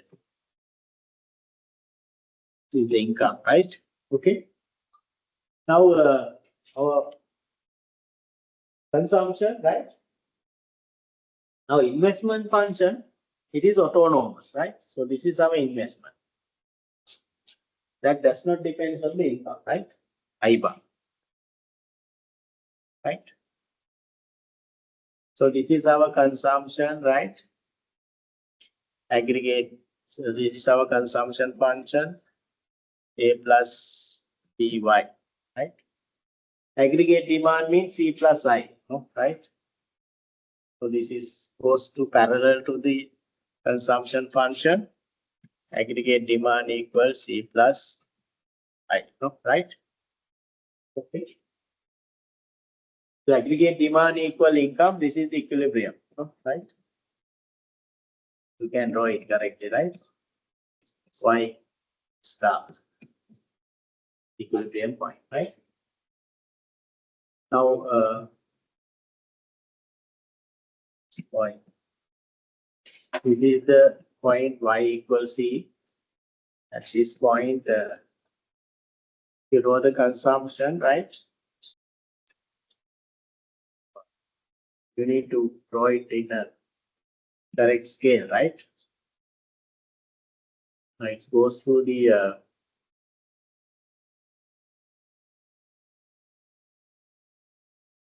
you need to draw it correctly, right? I cannot take it, right? Right. So my scale is different, right? Okay. So now you know this Y equals C at this point, right? It is the intersection point of the saving function, right? So this is the saving function, right? You need to draw it correct, right? If you it is in the scale, right? You will get answer because same point, no? This is the equilibrium, right? I equal Y equal E, I equal S, no? Right? Intersection point is the same, right? Draw it correctly, right? So this is the equilibrium, no? Right? I equal S, no? Right? Those two conditions should be met, satisfied. No, Y equal aggregate demand at the same point, I equal S, no, right? So that is the equilibrium point, right? I found this place, right? So it in the correct way, right? Because this now you can see here, difference is not equal, right? This is A, this is minus A, no, right? Okay. We will draw it here, right? You can draw it, right? Different values, if you get the values in the graph and we can get it here, right? You can draw the consumption function, right? So the investment function, let's say 60, no, right? 60. So this is 60, right? So draw it in a constant, no, line, right? So this is the 45-degree line. equilibrium some equation, right? Line, and you can draw other consumption, savings, and aggregate demand mean adding consumption and the investment, right? And drawing it here, right? Okay.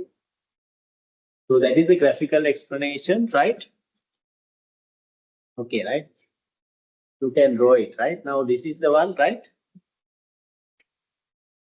Now, so this is the aggregate demand curve. E means aggregate demand, right? So that depends on the income and the interest rate, no? Because aggregate demand is C plus I. No? Consumption depends on the income, interest rate, investment depends on the interest. Aggregate demand we need, right? C plus I, right? So this is our investment line, right? IR, no, right? Investment depends on interest rate, right? Savings, now this is the savings, right? SY, and this is the consumption line, right? C1, no, right? So we can identify equilibrium Y equal E at this point, and the S equal I at this point, that is the equilibrium point, right? So this is the point where we can identify the C equal Y, S equals 0, right? The Y1 point is special, right? You need to change. The graph is correct, right? This intersection point, same, right? Okay. So our equilibrium equation here, according to this explanation, this model, investment is I0, I1 R, right? Y equals C plus IR, because equilibrium. Y equal 1 minus C1 plus C naught plus I, right? So C1 is the B marginal potential recursive. This is the multiplier autonomous expansion. Okay. So with respect to change in the autonomous expenditure, there will be a multiplier effect, no? Right? That explained by, that will count by the autonomous expenditure multiplier. Okay. Right. Is it clear? Now you know how to graphically and equation equilibrium, right? Very easily you can identify, right? Now we have given some example, right? So our consumption function is 100 plus 0.8 y. Investment is 60, right? So we can put it in a tabular form table, right? Can identify the equilibrium, right? So can you work on this? What is the consumption at different income points, right? You can calculate, substitute values for the income, right? Then you can identify the consumption field. And then if you know the consumption, you can identify the savings, investment, and aggregate demand, right? Aggregate demand here, we have the simple economy, C plus I, right? Okay.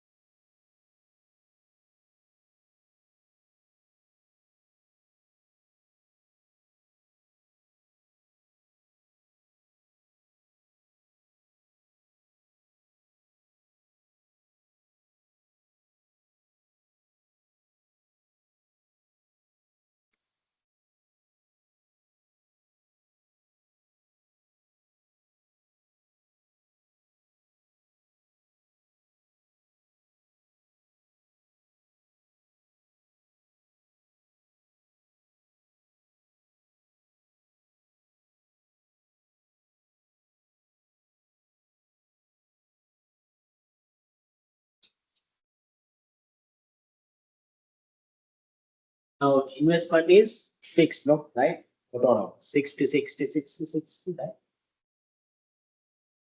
And at zero level, consumption is 100.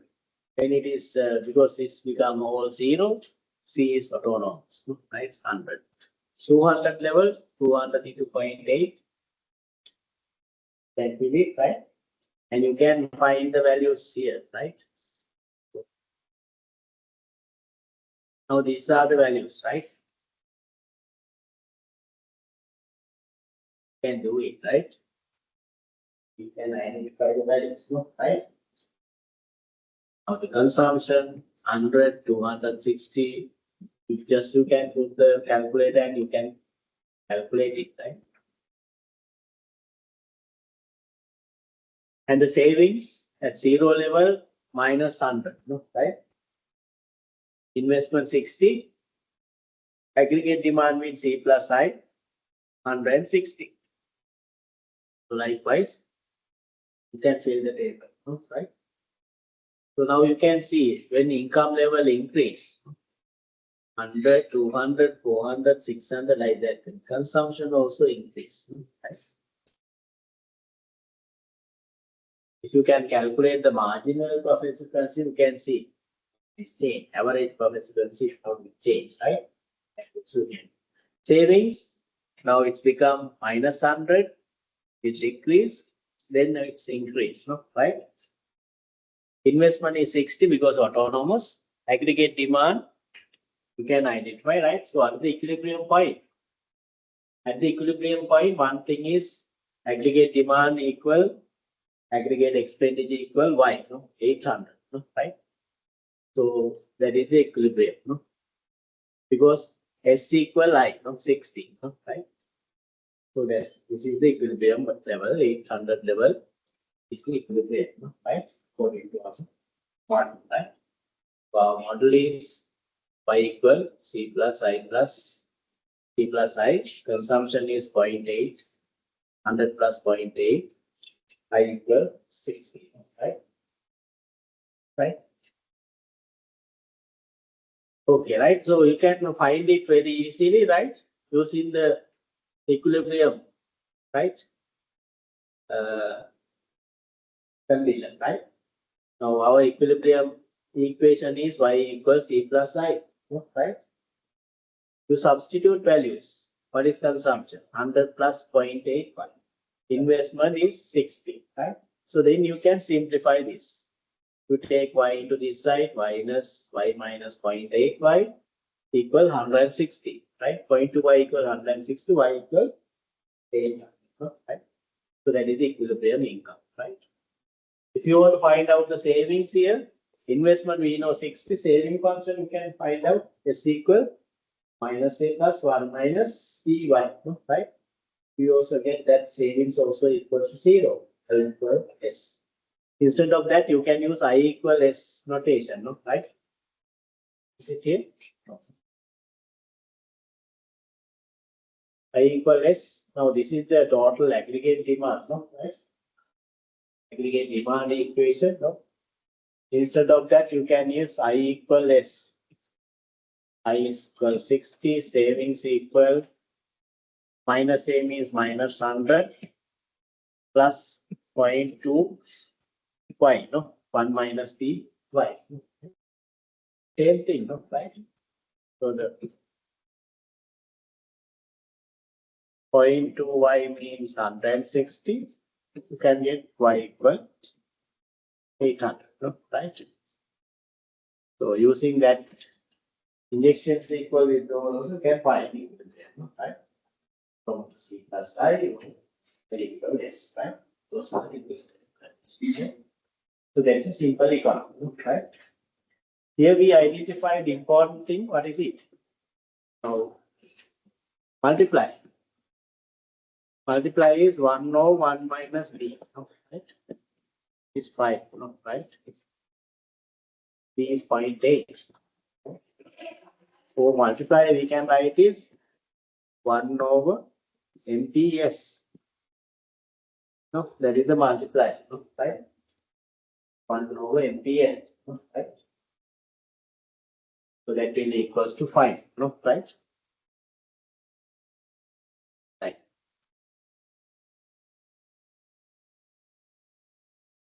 Okay, right. So income is 500, right? Now you can think about if there is a change in the autonomous expenditure, right?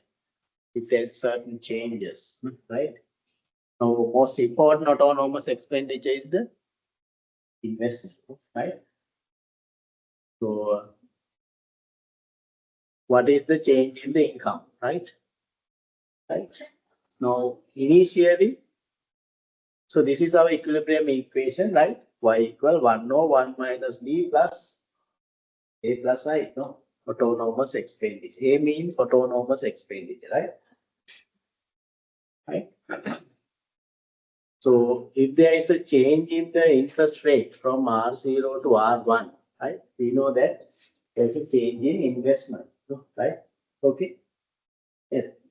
Here you can see earlier in the initial equilibrium equation, we have the autonomous expenditure. That means our autonomous expenditure are seen for the A and the I, no? Right? So mainly depends on the consumption, depends on the income, and the investment depends on the R, right? Here we assume interest rate change, no, from R0 to R1, right? You know, according the investment change, autonomous expenditure change, right? Right. So if there is a change in interest rate, right? Income also change accordingly. Income change from Y0 to Y1. Right? So that is change in income, right? Now we take, this is the first equation, this is the second equation, right? So if we take the change in output, to take the difference, that is the change in output due to change in the investment, no, right? Because with respect to change in the interest rate, if the interest rate increase from R0 to R1, or if it is decrease from R0 to R1, mostly the change in it will affect the investment, no, right? Thereby, it will affect the aggregate demand and the income, no, right? To take the difference, no, right? Take the change in the autonomous expense. Mainly, this is the change in investment, no, right? Okay. So 1 over 1 minus C is the common income change from Y1 to Y0, right? You take the difference, 2 minus 1. So this is the second equation, this is the first equation, right? 2 minus 1 means Y1 minus Y0. 1 over 1 minus C is the common change in AR1 minus AR2, right? So the Y minus Y0, Y1 minus Y0 is change in income, right? dy, given by 1 over 1 minus C1 due to change in autonomous expenditure, dA, right? So the dy over dA means, what is it? dy over dA. So that is the investment multiplied, right? So dy over dA, right? So that is 1 over 1 minus C1, okay? Is it clear? Is it clear? Right, we will do this way, right?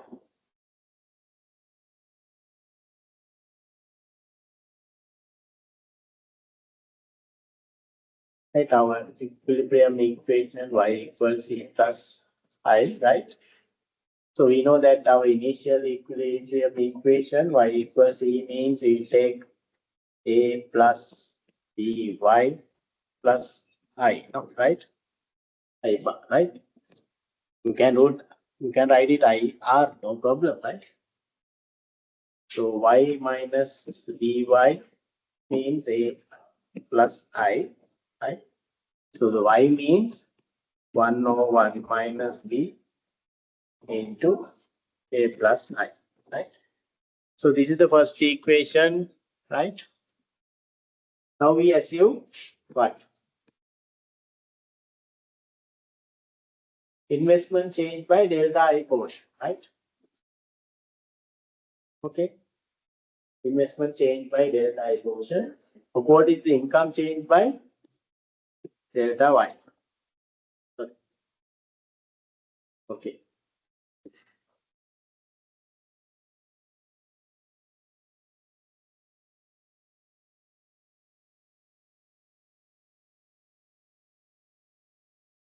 So this is the initial equilibrium equation, right? So Y plus delta Y, right? Change in income, right? Due to change in the investment, right? 1 minus by into A plus I plus delta I. So that is the change in investment, right? after changing the investment, right, by delta I portion, right, income also changed by delta Y portion, right? So this is the second equation.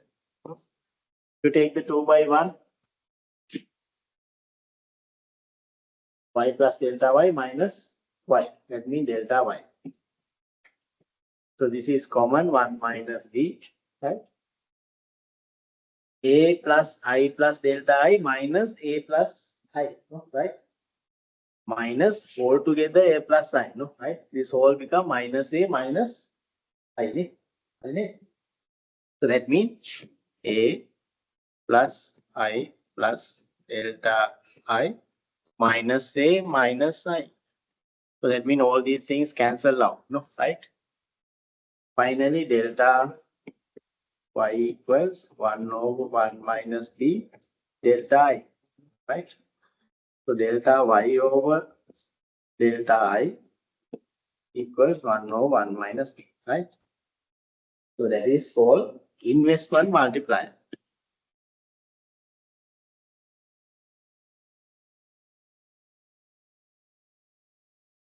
Investment multiplier, right?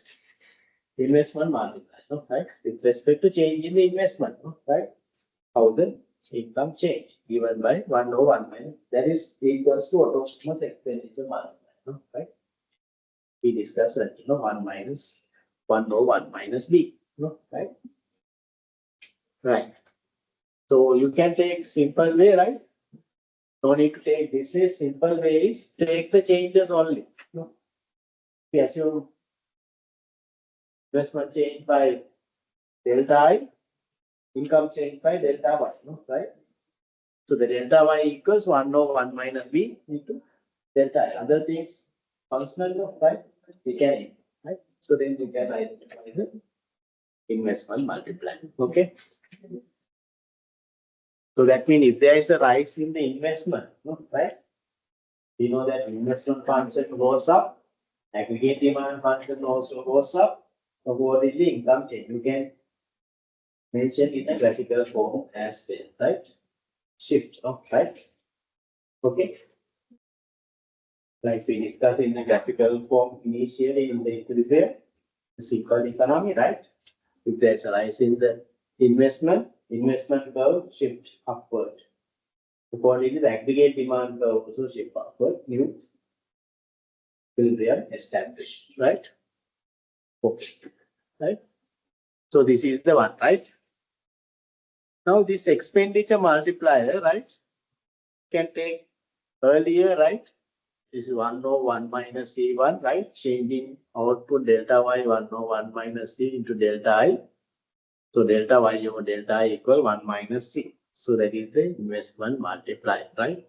So we know that we identify if there is a change in the investment by particular portion, there is a multiplier effect on income, no, right?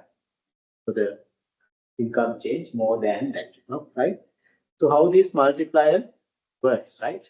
So you can see here the multiplier mainly depends on this C, no, or B, no, right? Marginal propensity to consume. If this C or the B increase, if MPC is increased, what happens? What happened to the multiplier? This C or the B or the MPC increase, 1 minus C decrease. If there is a decrease, then multiplier decrease, no, right? If the MPC increase, multiplier also increase, no, right? Okay. So that means there's a positive relationship, right? Between the MPC and the multiplier, right? Okay. And multiplier, if it is to be a multiplier, it always should be greater than 1, right? If it is equals to 1, it is not a multiplier, right?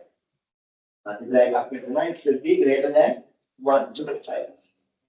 Otherwise, it's not a multiplier, right? Okay.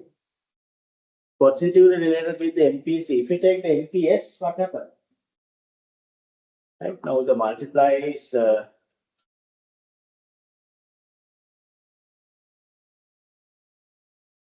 A 1 over 1 minus B. So this when B is increased, this whole thing decrease. So that means K increase, no, right? Okay. If 1 over MPS, if MPS increase, what happened? K decrease, no, right? With the MPS, it's negative. This is positive, right? Right? Okay. Right. Right. Do we need a break now? 3 minutes. No need break. So then I'll stop for another. If we take a break, we will take more than half an hour. They can another of the competitor. It's not at 11:50. They can run at 11:50. And they can one. 5 minutes for the headset. They can order the part. Those you want play. No need play. And some. They can order again. Those who are latecomers, they can stay others.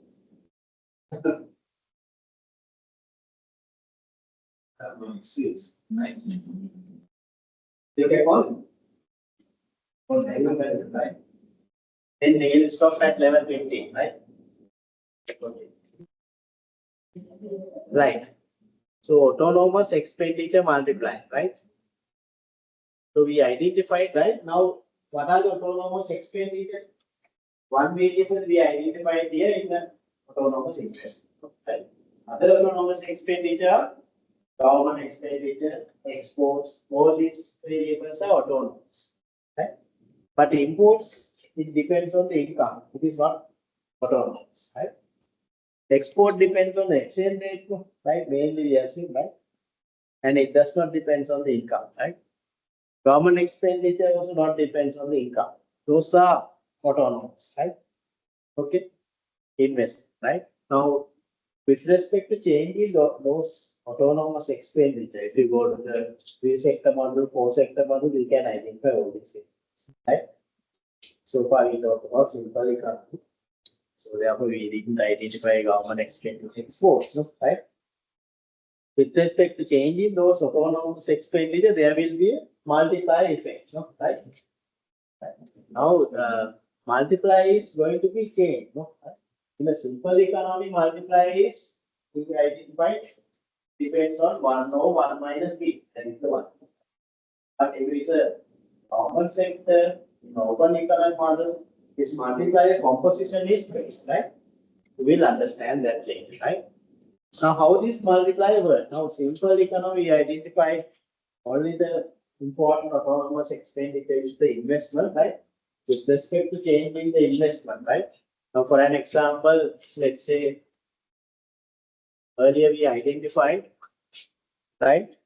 Our model y equal c plus I, c equal a plus, okay.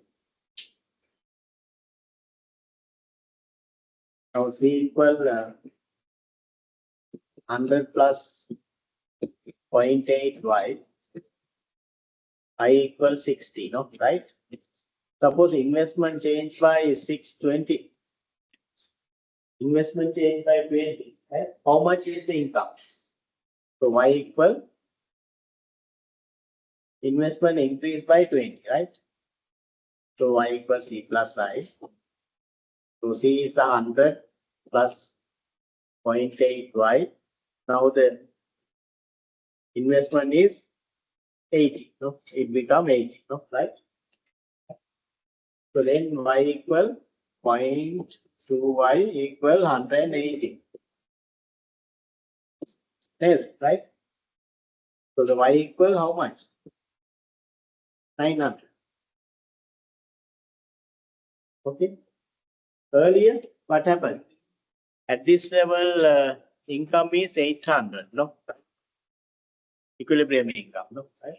With the change in the investment by 20 million, it will increase up to 900, no? So we can see now, since the multiplier is 5, change in income is 800 to 900, 100, right? So likewise, we see, right, when the income investment increased by 20, income increased by 100 million, right? How this is happened? So that explains the multiplier. So that explains the multiplier. This multiplier operate due to the direct and indirect effects. Direct and the indirect effects. So the direct effect is that now when the autonomous expenditure increase change, it will directly affect to the aggregate demand and income. That is the direct effect. And the indirect effect means it's coming from the consumption function. There is series of indirect effects. Because when consumption with respect to change in the income, then consumption change, consumption again part of the aggregate demand, then the aggregate demand increase, again income increase, again consumption like that. No? There is direct and the series of indirect effects. So that explains the multiplier, right? Now for an example, we can take this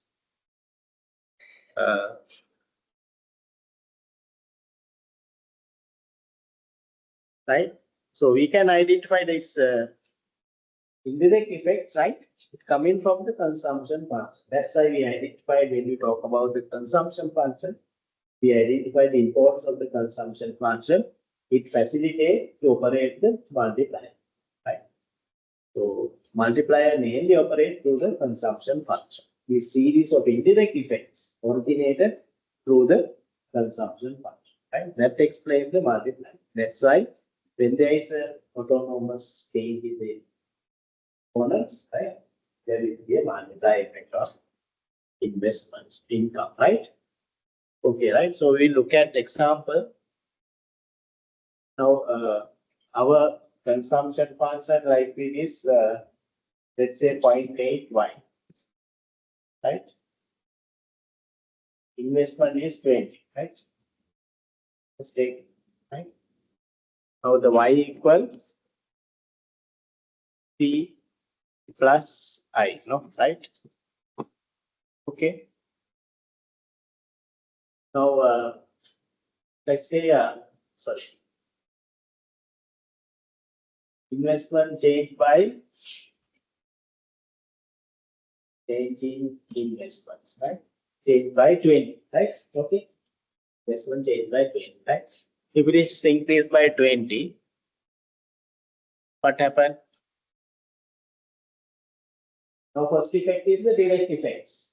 When investment increase, the part of aggregate demand, no? Because aggregate demand comprises consumption and the investment. When the investment increase, aggregate demand increase. When aggregate demand increase, demand is on supply, income also increase, right? So the direct effect means income also increase, right? So the when income increase, what happened? Consumption is a function of income. Now it started the indirect effects. Consumption increase, how much? Huh? How much consumption increase? Here. Anyway, here.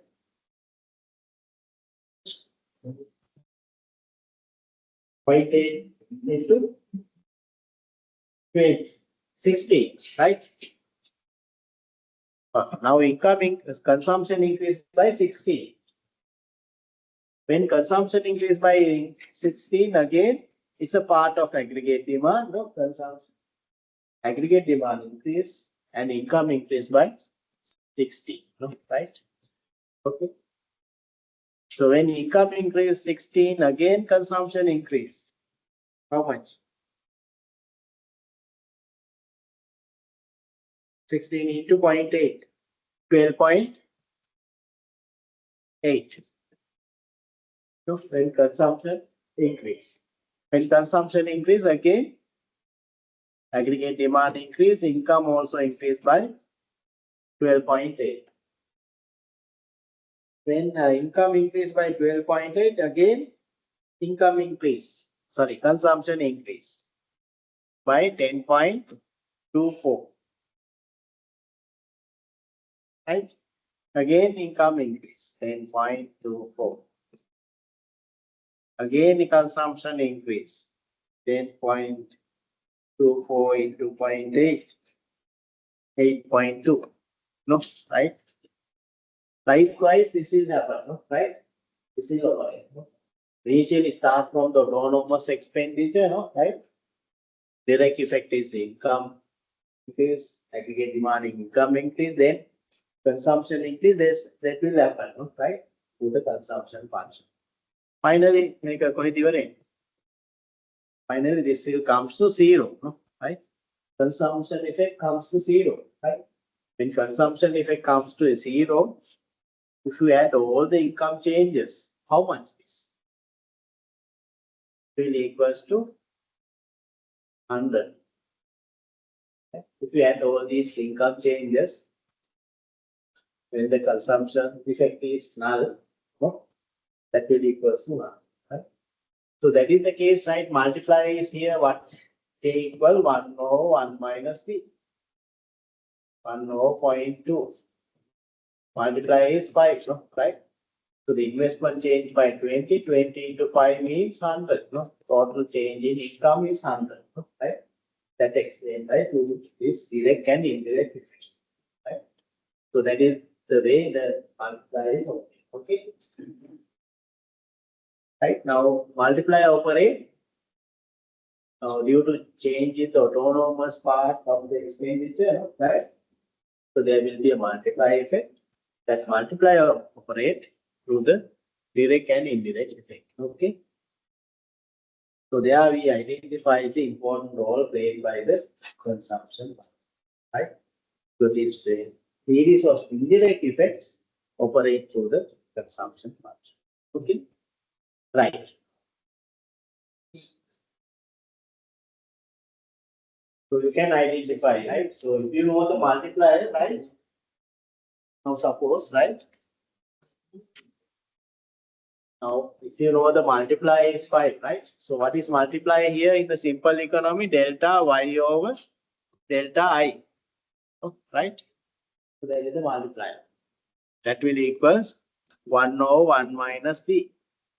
So this is the autonomous investment multiplier, and also this is the investment multiplier as well, right? In the simple economy, right? Now we are talking about simple economy, right? Now, if you know the investment change, you can directly calculate the income change, right? If the investment change is 20, right? Delta Y over 20, B is 0.8, that will equals to 5. Then Y, delta Y is 100, right? No need to take the total equation, right? You can identify the change in income. Right? If you know the initial income, you can identify the new equilibrium income as well, right? If you know that, right? You seen that, right? Okay. So that is the simple economy, right?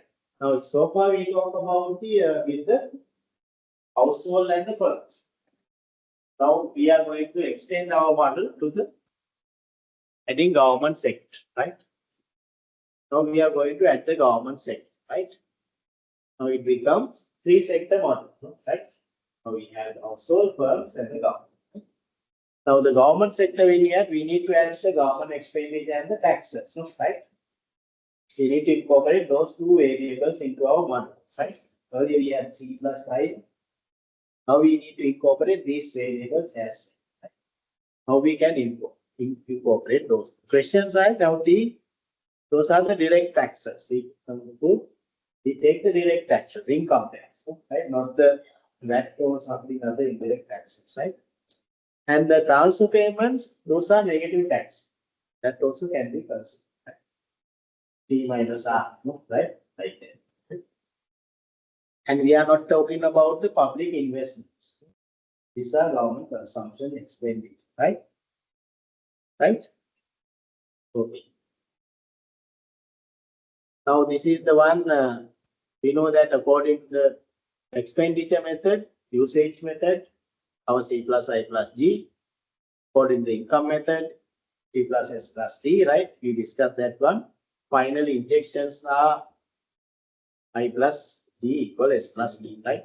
So we can rearrange that one. I equal S plus T minus T, right? So the private savings, government savings, public savings, right? Okay, right? And the tax functions, right? Right now, this is the with the tax function. Now we need to adjust the consumption function, right? Earlier we take the consumption depends on income, but now consumption depends on disposable income. So how we calculate disposable income? Y minus T, right? So our consumption function is C naught plus C YD or A plus DYD, right? So the ID is Y minus T, right? Right. So you can read this one, right? This government expenditure and the revenue, right? I'm not going to talk, right? Direct and indirect taxes, right? And then those forms, different forms, right? And we know that economic classification and the functional classification, we need to refer the central bank report, right? And observe the changes from expenditure, right? How much is this according to the economic classification, right? Those expenditure components, the significance of these components, right? Please refer to the central bank and audit, right? Right. Now our model, right?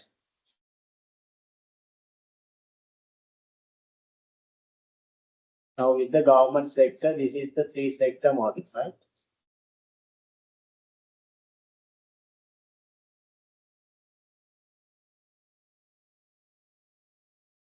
So the y equals C plus I plus T C Y I R, right? And G, right? We assume all these expenditure are autonomous, right? Consumption depends on the income, right?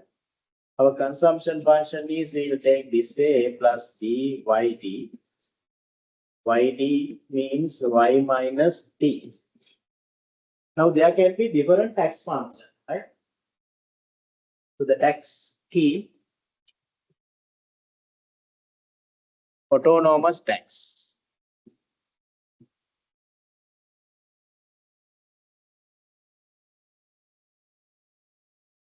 Then the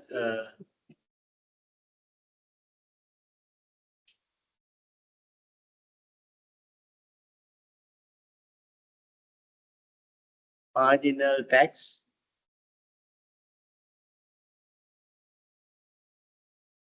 Right? So the autonomous tax means is fixed, right? T bar, right? Let's say T equal 100 or something, fixed amount, right? Common impose some kind of the taxes, let's say fixed amount of tax for the one side, right? Same thing. Marginal tax means it depends on the income, right? So the tax is tax function can be written as T1, right? T, simple T1, right? Simple T1, right? Simple T is the tax rate, right? 20%, 10% tax, right? Based on the income, right? So total tax you can write 20% into Y, right? 0.2 into Y, right? 0.2 Y, right? And the other one is combined tax, right? There is a fixed amount and the marginal, right? T naught plus T1, right? So the combined tax, right? So these tax forms can be there, right? So now we assume the initially autonomous tax, right? So we assume initially autonomous tax, right? Lump sum tax. So this is called lump sum tax, right? Lump sum tax, right? Fixed amount, right? Lump sum tax, right? And I equal I bar, right? And the G, government expenditure, G, right? This is our model, model variables, right? C plus I plus G, right? Well, we are going to derive the equilibrium income, right? We are substituting value to this equation, right? We have to do the same thing, right? So when if there is a question like this, right? You need to take the consumption function and substitute here. Investment function substitute here. Common expenditure. Then you can solve, right? Okay. Like that you need to solve it, right? So y equal consumption function is our consumption function is a plus g yd, right? Or we can write it yd. We can take it. And now our consumption, okay, right? And the investment I bar plus g bar, right? So y equals a plus b. yd means what? Y minus t. Because we assume lump sum tax, right? T, right? Lump sum tax plus I plus t. Right? Okay. So we take, now we can solve the equation, simplify the equation. A plus by minus btc bt bar plus I plus d, right? So we take the y into one side, y minus by, right? Y minus by, whole y we take into this side.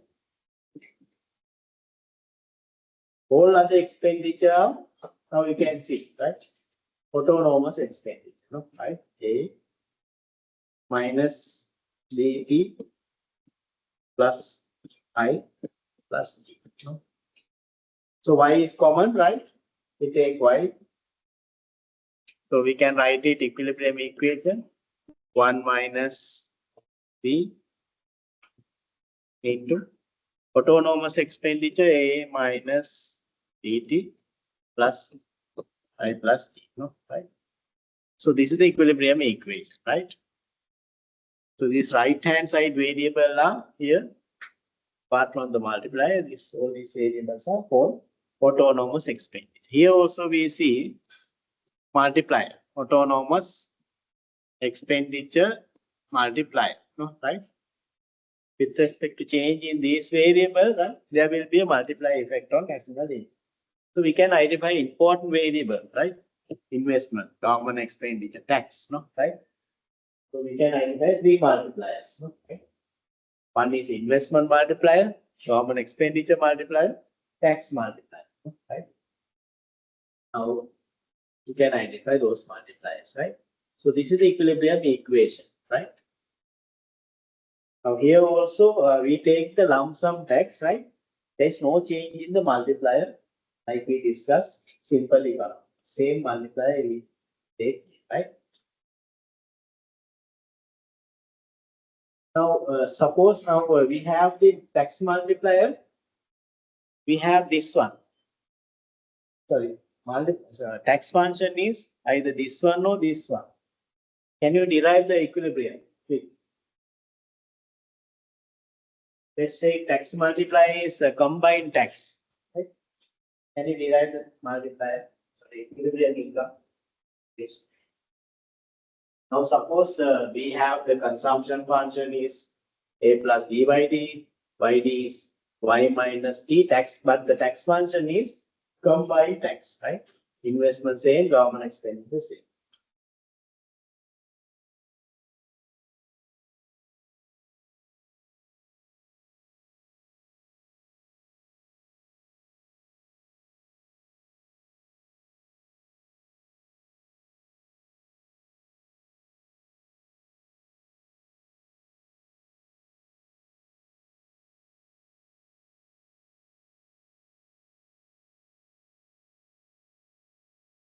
Now the tax function is T0, T bar or T0 plus Ty, right?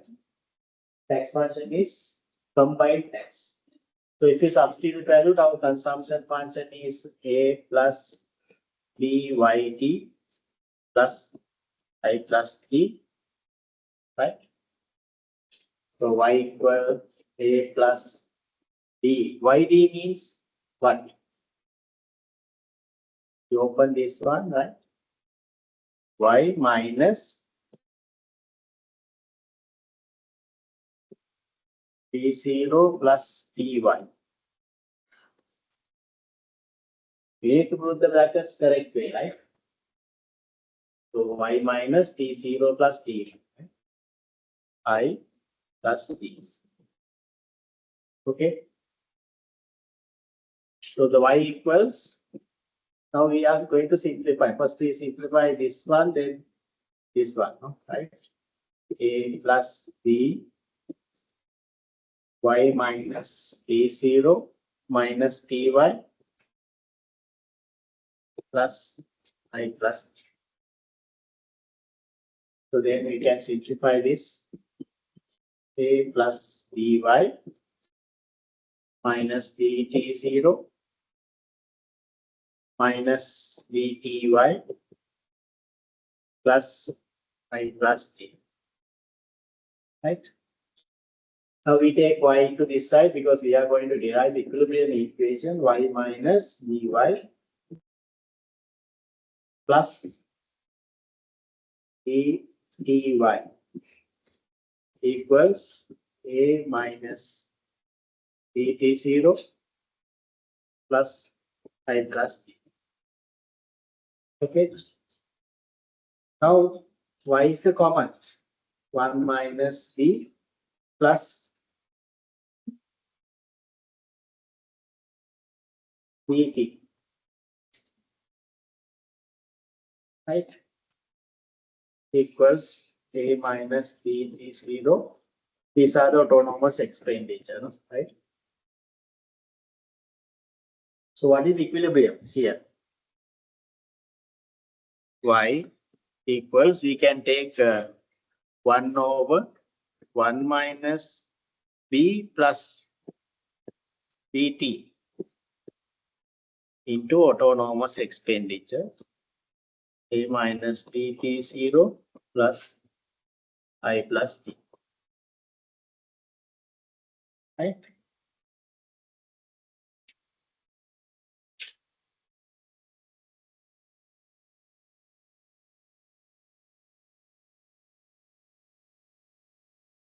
Now you see the difference, no? Right?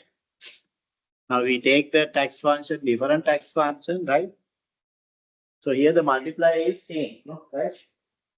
So if there is a lump marginal tax, right? For the combined tax function, right? Now the multiplier is going to be changed, no? Right? So this is the autonomous expenditure multiplier. 1 over 1 minus b plus bt, right? bt, right? T is the simple tax rate, no? Right? Simple T is the tax rate, right? So therefore, no need to remember these things, right? So just you know the model, right? Variables. You can derive the appropriate equilibrium equation and you can identify the multiplier as well, right?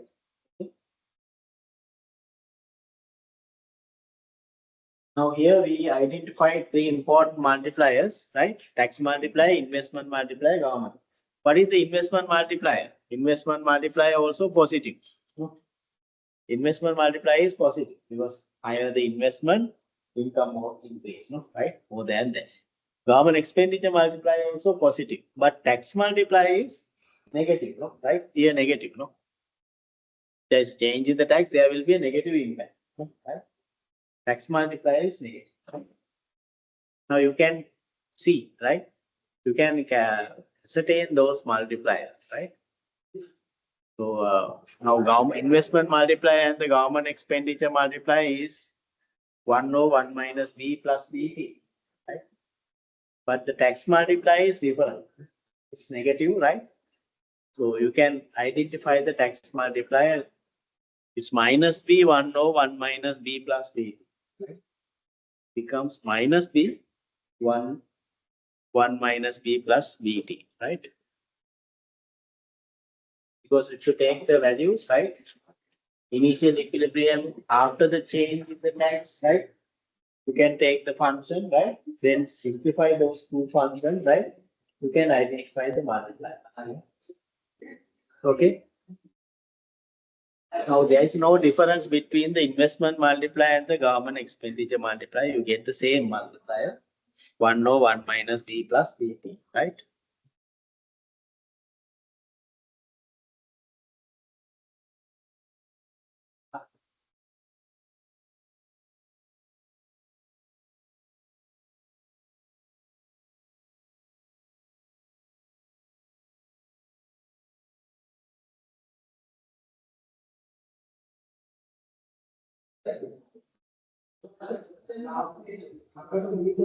Okay, right? Now delta y over what is the government expenditure multiplier, right?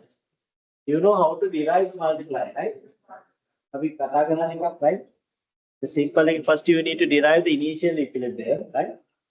Then after changing, first take if there is a change in the government expenditure, right?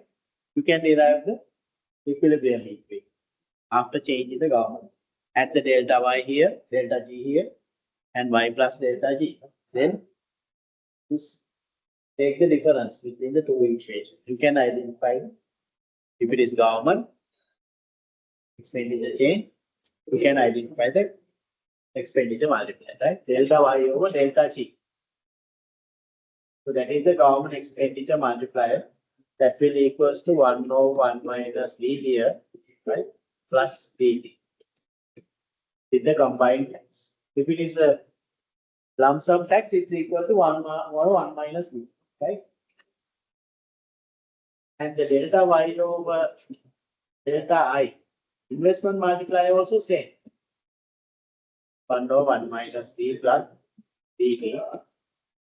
So if there is a lump sum tax, that goes to 1 over 1 minus d. So what is the tax multiplier? Delta y over delta t. You can see here, right? If there is a change in the tax, right? Delta y equals 1 over 1 minus d plus dt. Now the change in a minus dt0, right? Minus d delta t. Tax change by delta t portion, right? Plus like plus t, right? Because all other things does not change, only you take the change. Only these are, right? So therefore you can ignore all other things, right? So you will take the only the change, right?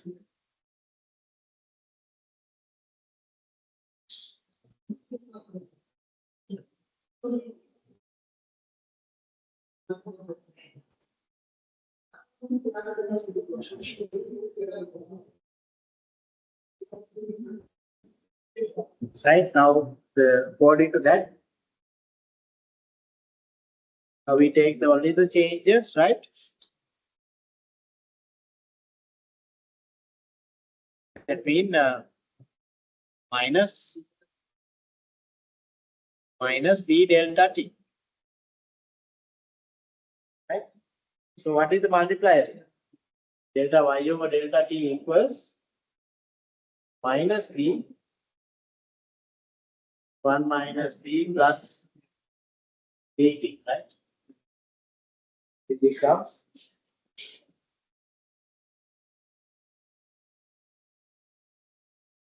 minus d 1 minus d plus dt, right? So that's it become negative, no? Right? This multiplier is negative. Tax multiplier is negative.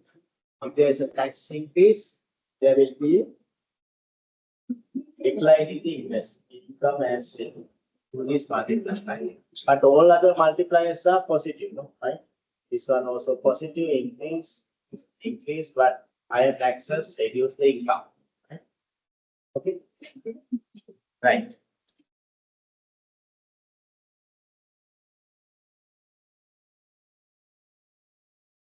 Okay, right now we are coming to the another important concept, right? That is called balance budget multiplier.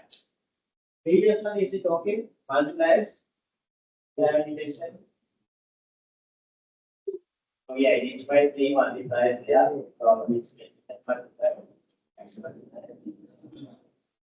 We can see it, right? The equation and see respect to the government expenditure, respect to the investment, taxes, how it is going to be changed.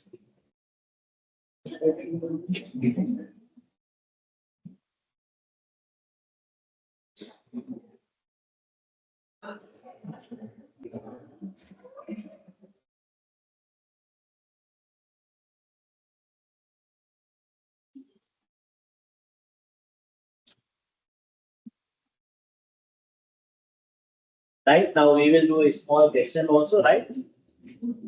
Now this is this concept, balance budget multiply, right?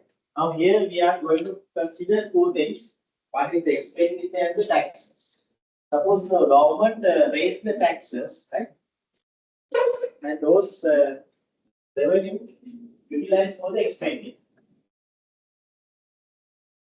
Say the government is raising the expenditure, right? Government need to finance those expenditures. Or the government can raise those funds by raising the taxes. One side government raise the expenditure, other side taxes. Same. Say government wants to raise the expenditure by 100 million. Right? Taxes also increase by 100 million. What happened? What is the implication? There is no impact on the budget. Is there budget deficit or surplus? No. There is no impact. Government maintain the same level of budget. Balance budget. Because revenue also increased by 100 million, expenditure also increased by same amount. 100 million. So there is zero impact on the budget, right? That's why we say it's a balanced budget. So what is the implication? So if the government raise expenditure by 100 million and those expenditure is financed by raising the taxes by 100 million, the final impact on the national income is national income increased by 100 million. So that is the case, right? So if the government increase spending financed by equal increase in the taxes, right? And the output will rise by the same amount of change in government expenditure, right? So that is called balanced budget multiply, right? Now initial equilibrium equation that we discussed, right? This form, right? You can identify y equal 1 minus b or c minus, right? C naught plus CT0, those are the autonomous expenditure, right? Now what's happened? Now the government raised taxes and the government expenditure as well, right? Here the taxes change by delta T and the government expenditure also changed by delta G, same amount. So G plus delta G, change in the government expenditure, total government expenditure. After changing the taxes by delta T, this is the one we substitute with the equation, right? So accordingly, we know that income changed by delta Y cost, no? Right? Just change in the government expenditure and the taxes, no? Income also changed by certain percent. That will identify as delta Y, right? So the first equation, second equation, same thing, right? You need to simplify those three equations, right? Now the thing is delta T equal delta G, right? So we can take it as a common figure, right? Same thing, right? So what happened? If you simplify this one, right? Change, right? Now delta Y. Now this is the change due to change in the government expenditure. Delta G 1 over 1 minus C1. We assume here lump sum tax, right? Because government raise expenditure and the taxes also increase by same amount, right? Right? So delta Y means this is due to change in the government expenditure, total change, total impact of government expenditure. 1 over 1 minus C1 into delta G. And now here the tax multiplier is negative, minus C1 means tax multiplier, right? C1 over 1 minus CO minus B over 1 minus C, right? Into delta T. The impact of change in taxes. Impact of change in expenditure, impact of change in taxes. That will take the net impact, delta 1. Right? So what happened? Now here the delta G equal delta T, same. Right? So instead of delta T, you can put delta T or same amount, right? Same thing. You put instead of delta T, delta G, right? So the dy of delta G is common then, right? So we can take it as a common factor, right? So we have the 1 over 1 minus C minus C 1 over 1 minus. So if you simplify that's one, right? So that you take the delta of G to this side, right? Other side, delta Y over delta G equals 1.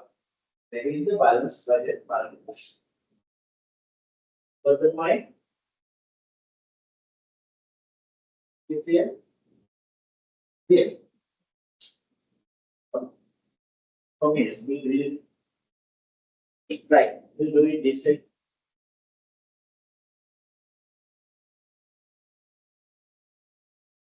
Now here what happened, right? Now our model is y equal t plus I plus t, right?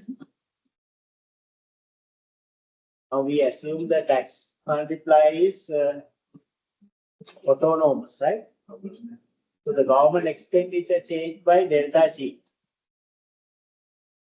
And the government taxes also changed by delta T, right?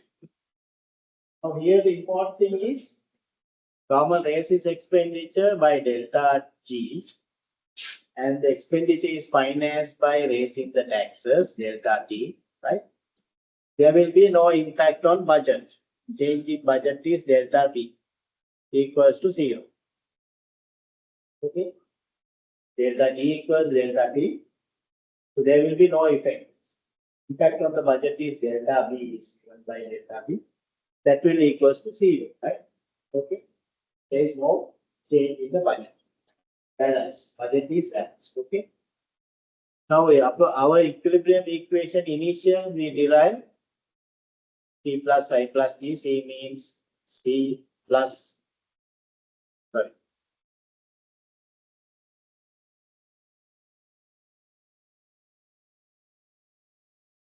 y equals 1 over 1 minus B A plus. Okay, we will derive it. Our initial equilibrium y A plus B. YD means y minus t plus I plus g, right? Because we assume lump sum tax, no? Because government raise expenditure is financed by raising taxes by same amount, right? So the y equals a plus dy minus dt I plus t. Right? So our expenditure y minus dy a minus dt plus I plus. So the equilibrium initial equation is 1 over 1 minus b into autonomous expenditure a minus bt plus I plus g, right? Okay. So this is the equilibrium initial situation, right? Initial equilibrium.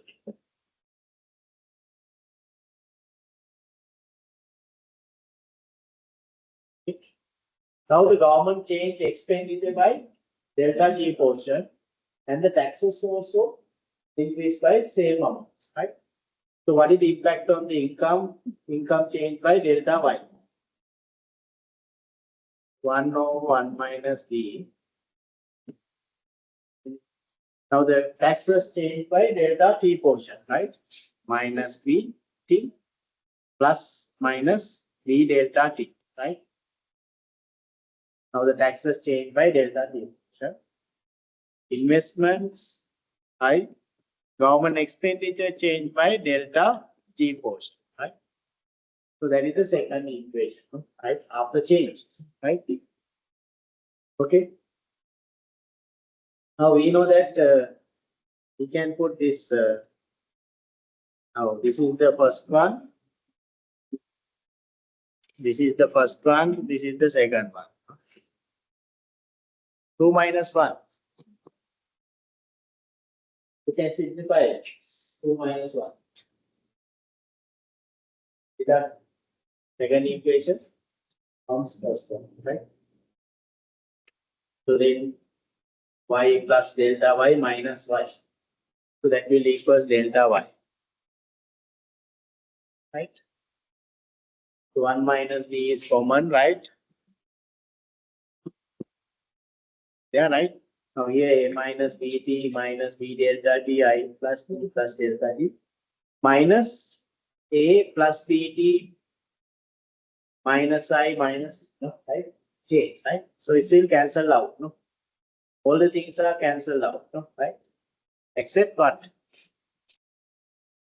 Minus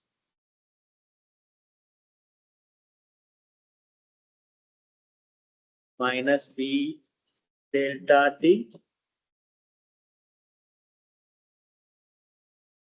plus delta G. So the remaining, so other things cancelled out.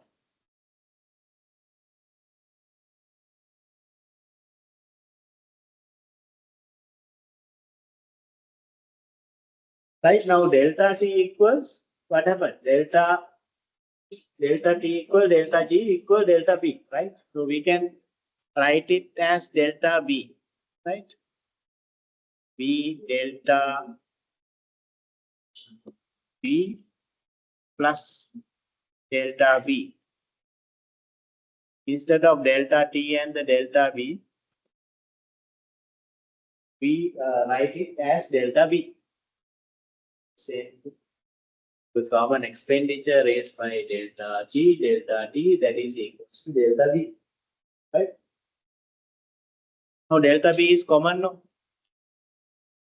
Now you can simplify this equation. Take it delta B minus B plus 1 divided by 1 minus B.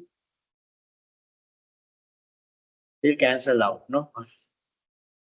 So delta Y over delta B equals to 1. So that is the balance budget multiplier. PBM. So this is called very important Havelmore effect.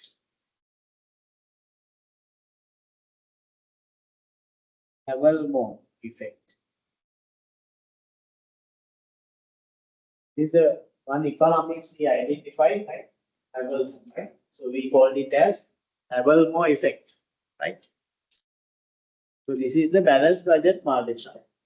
We can call it as the effect is Havelmore effect. If the government raise expenditure and the expenditure is financed by raising the taxes, right? The net impact on the income is income increased by amount equivalent to the government expenditure, right?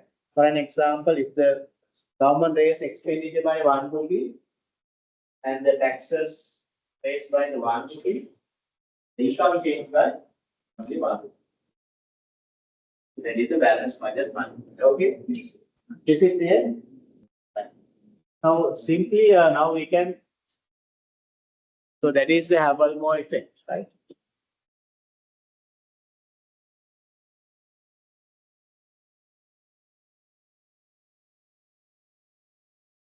Now what is the delta Y over delta B? Delta B in a lump sum tax 1 minus B, right? That is the expenditure multiplier. Delta Y over delta T. That is the tax multiplier, no? Right? Minus B over 1 minus B, right? There is a lump sum tax. Now here what we are going to do, we add these two under the delta Y over delta G and delta Y over delta T. We add these two, right? Finally, it will equals to 1. So that is delta Y over delta B equals, right? So 1 over 1 minus B plus minus B over 1 minus B, that will equals to 1. These two multipliers equals to 1, right? Because now the expenditure multiplier, for an example, if the B is 0.8, we know that this multiplier is 5. This multiplier how much? It's 4. less than 1. Absolute term. This is negative, right? But if we take in absolute form, right, this is less than 1. That will equal to 1, right? Now, why is that? If we increase the government expenditure, what happens? That increase the aggregate demand. We know the multiplier effect, right? And the income increase. When income increase, consumption increase.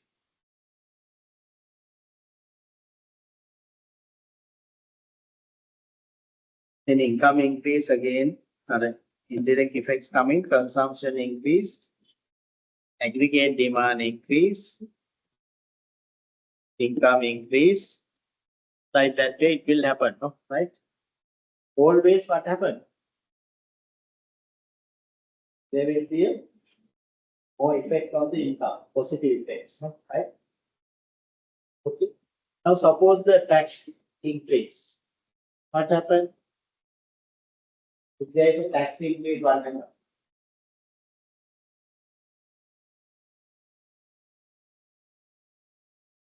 Disposable income, the part of this disposable income, right? When there is a tax increase, disposable income reduce. When disposable income reduce, consumption reduce. So the consumption is part of aggregate demand, right? Aggregate demand increase, income decrease, again consumption decrease, like that way. This will happen, right? Now this effect coming from the consumption, right? But here in the government expenditure, you see there is a more effect. Direct effect is there for the aggregate demand and the income. Then thereafter, the effect to the consumption, but it will also increase. But here, directly affected to the consumption. Right? By the see, that effect is not powerful like this. Because here direct effect also there, but here there is no direct effect coming from the consumption, right? So that's why it's less than, right? This is not powerful, right? Compared with this, right? In absolute term, right? This is negative, right? But if we take in absolute terms, this is 4, right? It's less powerful than, right? Less than 1, right? Expenditure multiplier and the tax multiplier. Tax multiplier is okay. Right. So that is the multiplier, right? To identify the balanced budget multiplier. Okay. Right. Now the tax. Now if there is a change in the tax and the government expenditure by same amount, right? Now you can see you can explain the graphical form, right? Now first effect is we are coming from the initial stage, right? So this is the initial equilibrium, right? Y0 is the equilibrium, right? Okay. Initial equilibrium, right? Now the government expenditure, right? So India is a government expenditure raise, it's an increase the aggregate demand and income, right? And consumption like that, like I mentioned, no? It shifts the aggregate demand curve upward, right? It's more powerfully, right? To the direct and indirect effects, so there will be a positive impact, right? So this curve shift upward to the right, no? So as a result of that, what happens? Income change from Y0 to Y1, equilibrium move from here to here, right? Okay. But government at the same time, government raise taxes also, right? It's less powerful because it's operating to the consumption function, right? But there's a negative impact. So that what happened? It shift the aggregate demand downward sloping to the left. So again, we are here moving to here. as we mentioned in the red aggregate demand line, right? C delta T, right? Minus C delta T, right? So we are coming to, that means there is a declining tendency. Now we are coming to Y1 to Y2, right?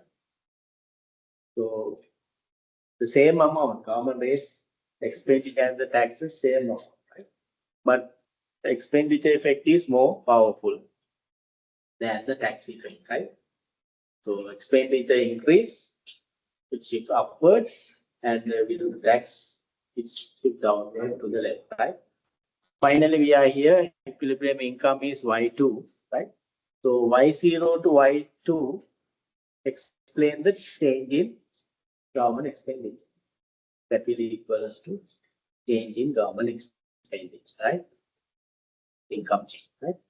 So we can take that one, the net effect due to expenditure and the tax.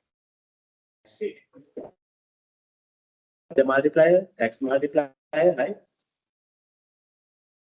Explained by moving from Y0 to Y2, right?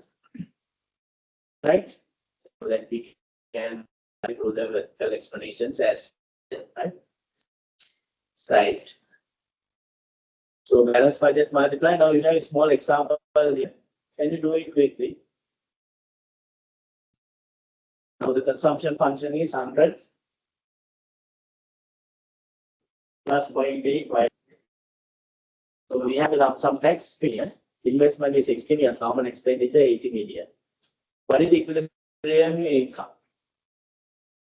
And then if the government raise taxes and the expenditure by 100 million, what would be the level of income? We can do it.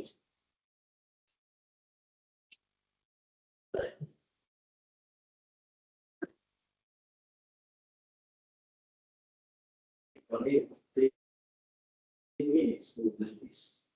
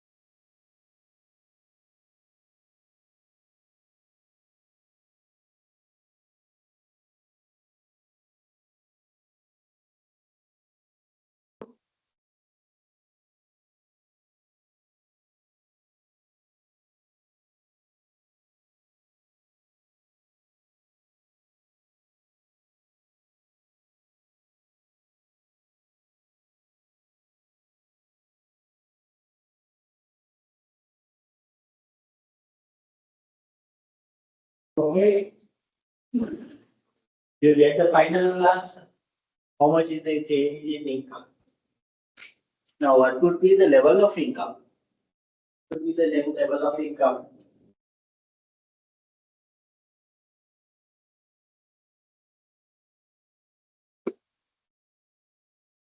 So you can do it, you can try it, right? So I'm looking at this level, right? So you can do it, and I will upload some question in tutorial as well, right? Some questions to do it, right? So if there are any questions, you can say, right? Have any, right? this very close station, right? This first you can do y equals c plus I plus g, right? Substitute values, right? Now remember this is lump sum times, right? We have y minus a. Then you can substitute the values, right? And find the equilibrium, right? So then we increase the taxes. Government, you need to raise the taxes by 100 million. So that means it become 150, and the government expenditure 108. And that way also you can right? Take the total equation, right? See what would this program income, right?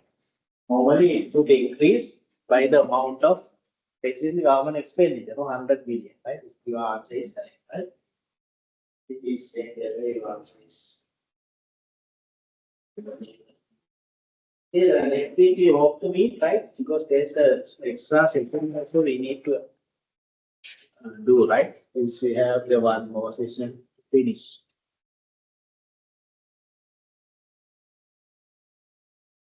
Hope to meet you next week, right? Please come with your answers, right? I will upload some questions and